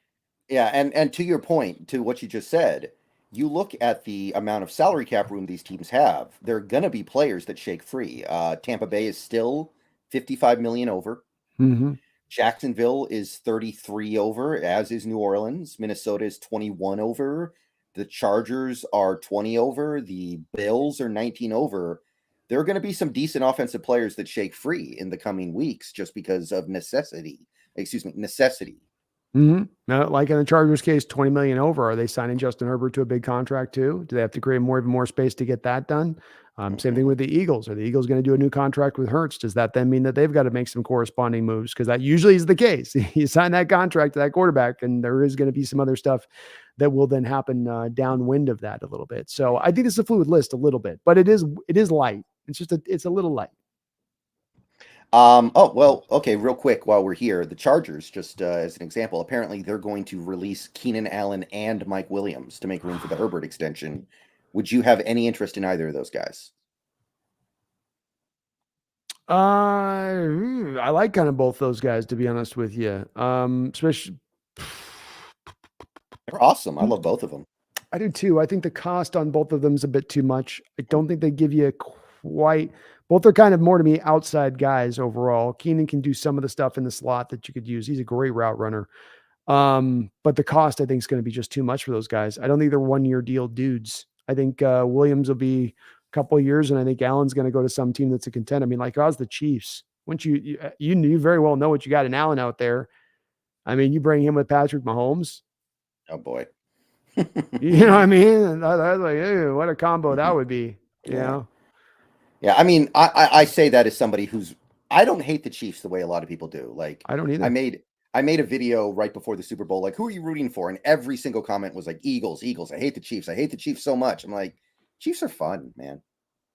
I like organizations that do things smartly, and I like organizations that think outside the box. I mean, look, their approach with Tyreek Hill, for instance, and yeah, I mean, just what they did with Mahomes. You sat him a year. You had Alex Smith here. You aggressively went up and targeted Mahomes. You do things from a purposeful approach standpoint. You're not perfect in all your moves, but you can see a cogent strategy, can't you, with that organization and how they do it. And it's not merely, Brendan, well, Mahomes just saved the day for us. It's not that. They have everything that they do has got a certain method to their madness. And I really like that, because sometimes, of course, with us, as we've talked about, that's missing in our own organization. And so I look on it fondly, because I like to see that. I like to see us match that same stuff. That's something that we should be aspiring to try to do as well, even in different conditions and circumstances. Another likely cut would be Zeke Elliott from the Cowboys. No, Interesting. Really? hell no, Not even as like a power back? no. Zeke was done 3 years ago. He's Still a really good pass protector. Maybe so on that, but he's got no more burst left in those legs, and he doesn't run with anywhere near the same kind of amount of force and thunder he once did. And another guy that I'd just like the equivalent of a quarterback like Jalen Hurts in his situation when he went to the Cowboys there with that offensive line and the holes that were created for him, and him being able to benefit from that. I've never been high on Zeke as it is anyway. And I think that after he got paid, he definitely partially shutted it down. That e-brake's been up on that car going on a couple of years now. He could be our new center. There we go. Hey, he just said that in the chat. He could be our center, right? That works. Hey, you talking about him as a center? Let's go. Yeah, I mean, he's got more experience playing center than anybody you could draft, right? He's played one snap at center. They've all played none. There we go. He's proven. Yeah. Jonah Jaffe, thank you for the $1.99. Trade for Bitonio. 3rd plus late pick gets it done. All day, every day. Bitonio's fun. Bitonio's a good player, yeah. All day. I've loved him since the draft. So I mean, you're talking about a guy that I've had a fondness for going way back. But all day, he's been, every year that he's been in the NFL, he's been a good player, good to great on a sliding scale of one or the other. So let's go. I'm actually looking at Bitonio right now on Spotrac. They can't really cut him yet. The contract doesn't make that possible. Honestly, they don't save that much money if they trade him either. So that may not be possible. But looking at it, the Browns are going to have to do something. They are over the cap. They're going to have to make something in the way of a significant move to get under. So we'll see. Not a lot of, I wonder where they're going to go with that. All right. So I think we did a pretty good job going around the league here, talking about these free agent guys, talking about guys that would make sense for us to go after. And we covered the news really well. So I'm going to call that a successful show. So Brandon, thank you for coming out and hanging out with me tonight. My pleasure, man. Thanks for having me. And I want everybody in the chat, if you're not already subbed to this guy, he streams a couple times a week. We stream every other week on his channel. Next week, we will be headed over there, and we will be talking about the defensive free agents. That may be a little more exciting than the offensive guys. We'll also be covering any news that happens between now and then, which there's always stuff happening pertinent to the Seahawks. So definitely going to get involved in that. And yeah, I think that's really all there is to say about that. So thank you again, Brandon. Thank you, and congratulations on the 12,000 subscribers too. So excellent job, man. You work really hard. You've earned the sub count and what you got on it. So it's great to see. It's a place I didn't think I was ever going to get to. And just getting warmed up, man. You're just starting to get warmed up. So it's only going to go up further from here. A lot of ways the hard work is done once you get past that early algorithm can't break through phase thing, Yeah, and the thing is, like a lot of YouTube channels that blow up, they have that one video that gets them exposure. Like they have that one video that gets posted at just the right time with just the right title and thumbnail, and it gets like 800,000 views when all the other videos get like 2,000. Yeah. That actually didn't happen. I don't have that one viral video that everybody watched, and it's just been a slow process. So that's pretty cool. It is. And it knows that it's also that, it's sustainable at that point, because it ain't on the back of just being a one video that's a magic video. It's the sustained quality content that just is always pumped out. And that's going to be keeping people there longer, and, and the growth will come with it on that. I do believe that. So it already is. So it's great to see, Brendan. All right. So to everybody in the chat also as well, I will be live on Twitch later tonight. Going to do some Power Wash Simulator. No, it's a game where you run a company and you power wash stuff. I think I'd seen it. Yeah. So that's what's going on tonight. Hope to see you guys there. And hey, free agency just around the corner, man. I mean, the slowest part of the offseason is almost done. This is the part that's hard to get through. So things are going to pick up. Things are going to start to get fun. Things are going to start to get interesting. And as we head into that, we gotta remind them one more time. Let them know, Brennan. Let them know. Yeah, just got to do it one time. And One time. then I think you guys are good for the rest of the week. I think you guys will not forget it until we meet again. Go Hawks. Go Hawks.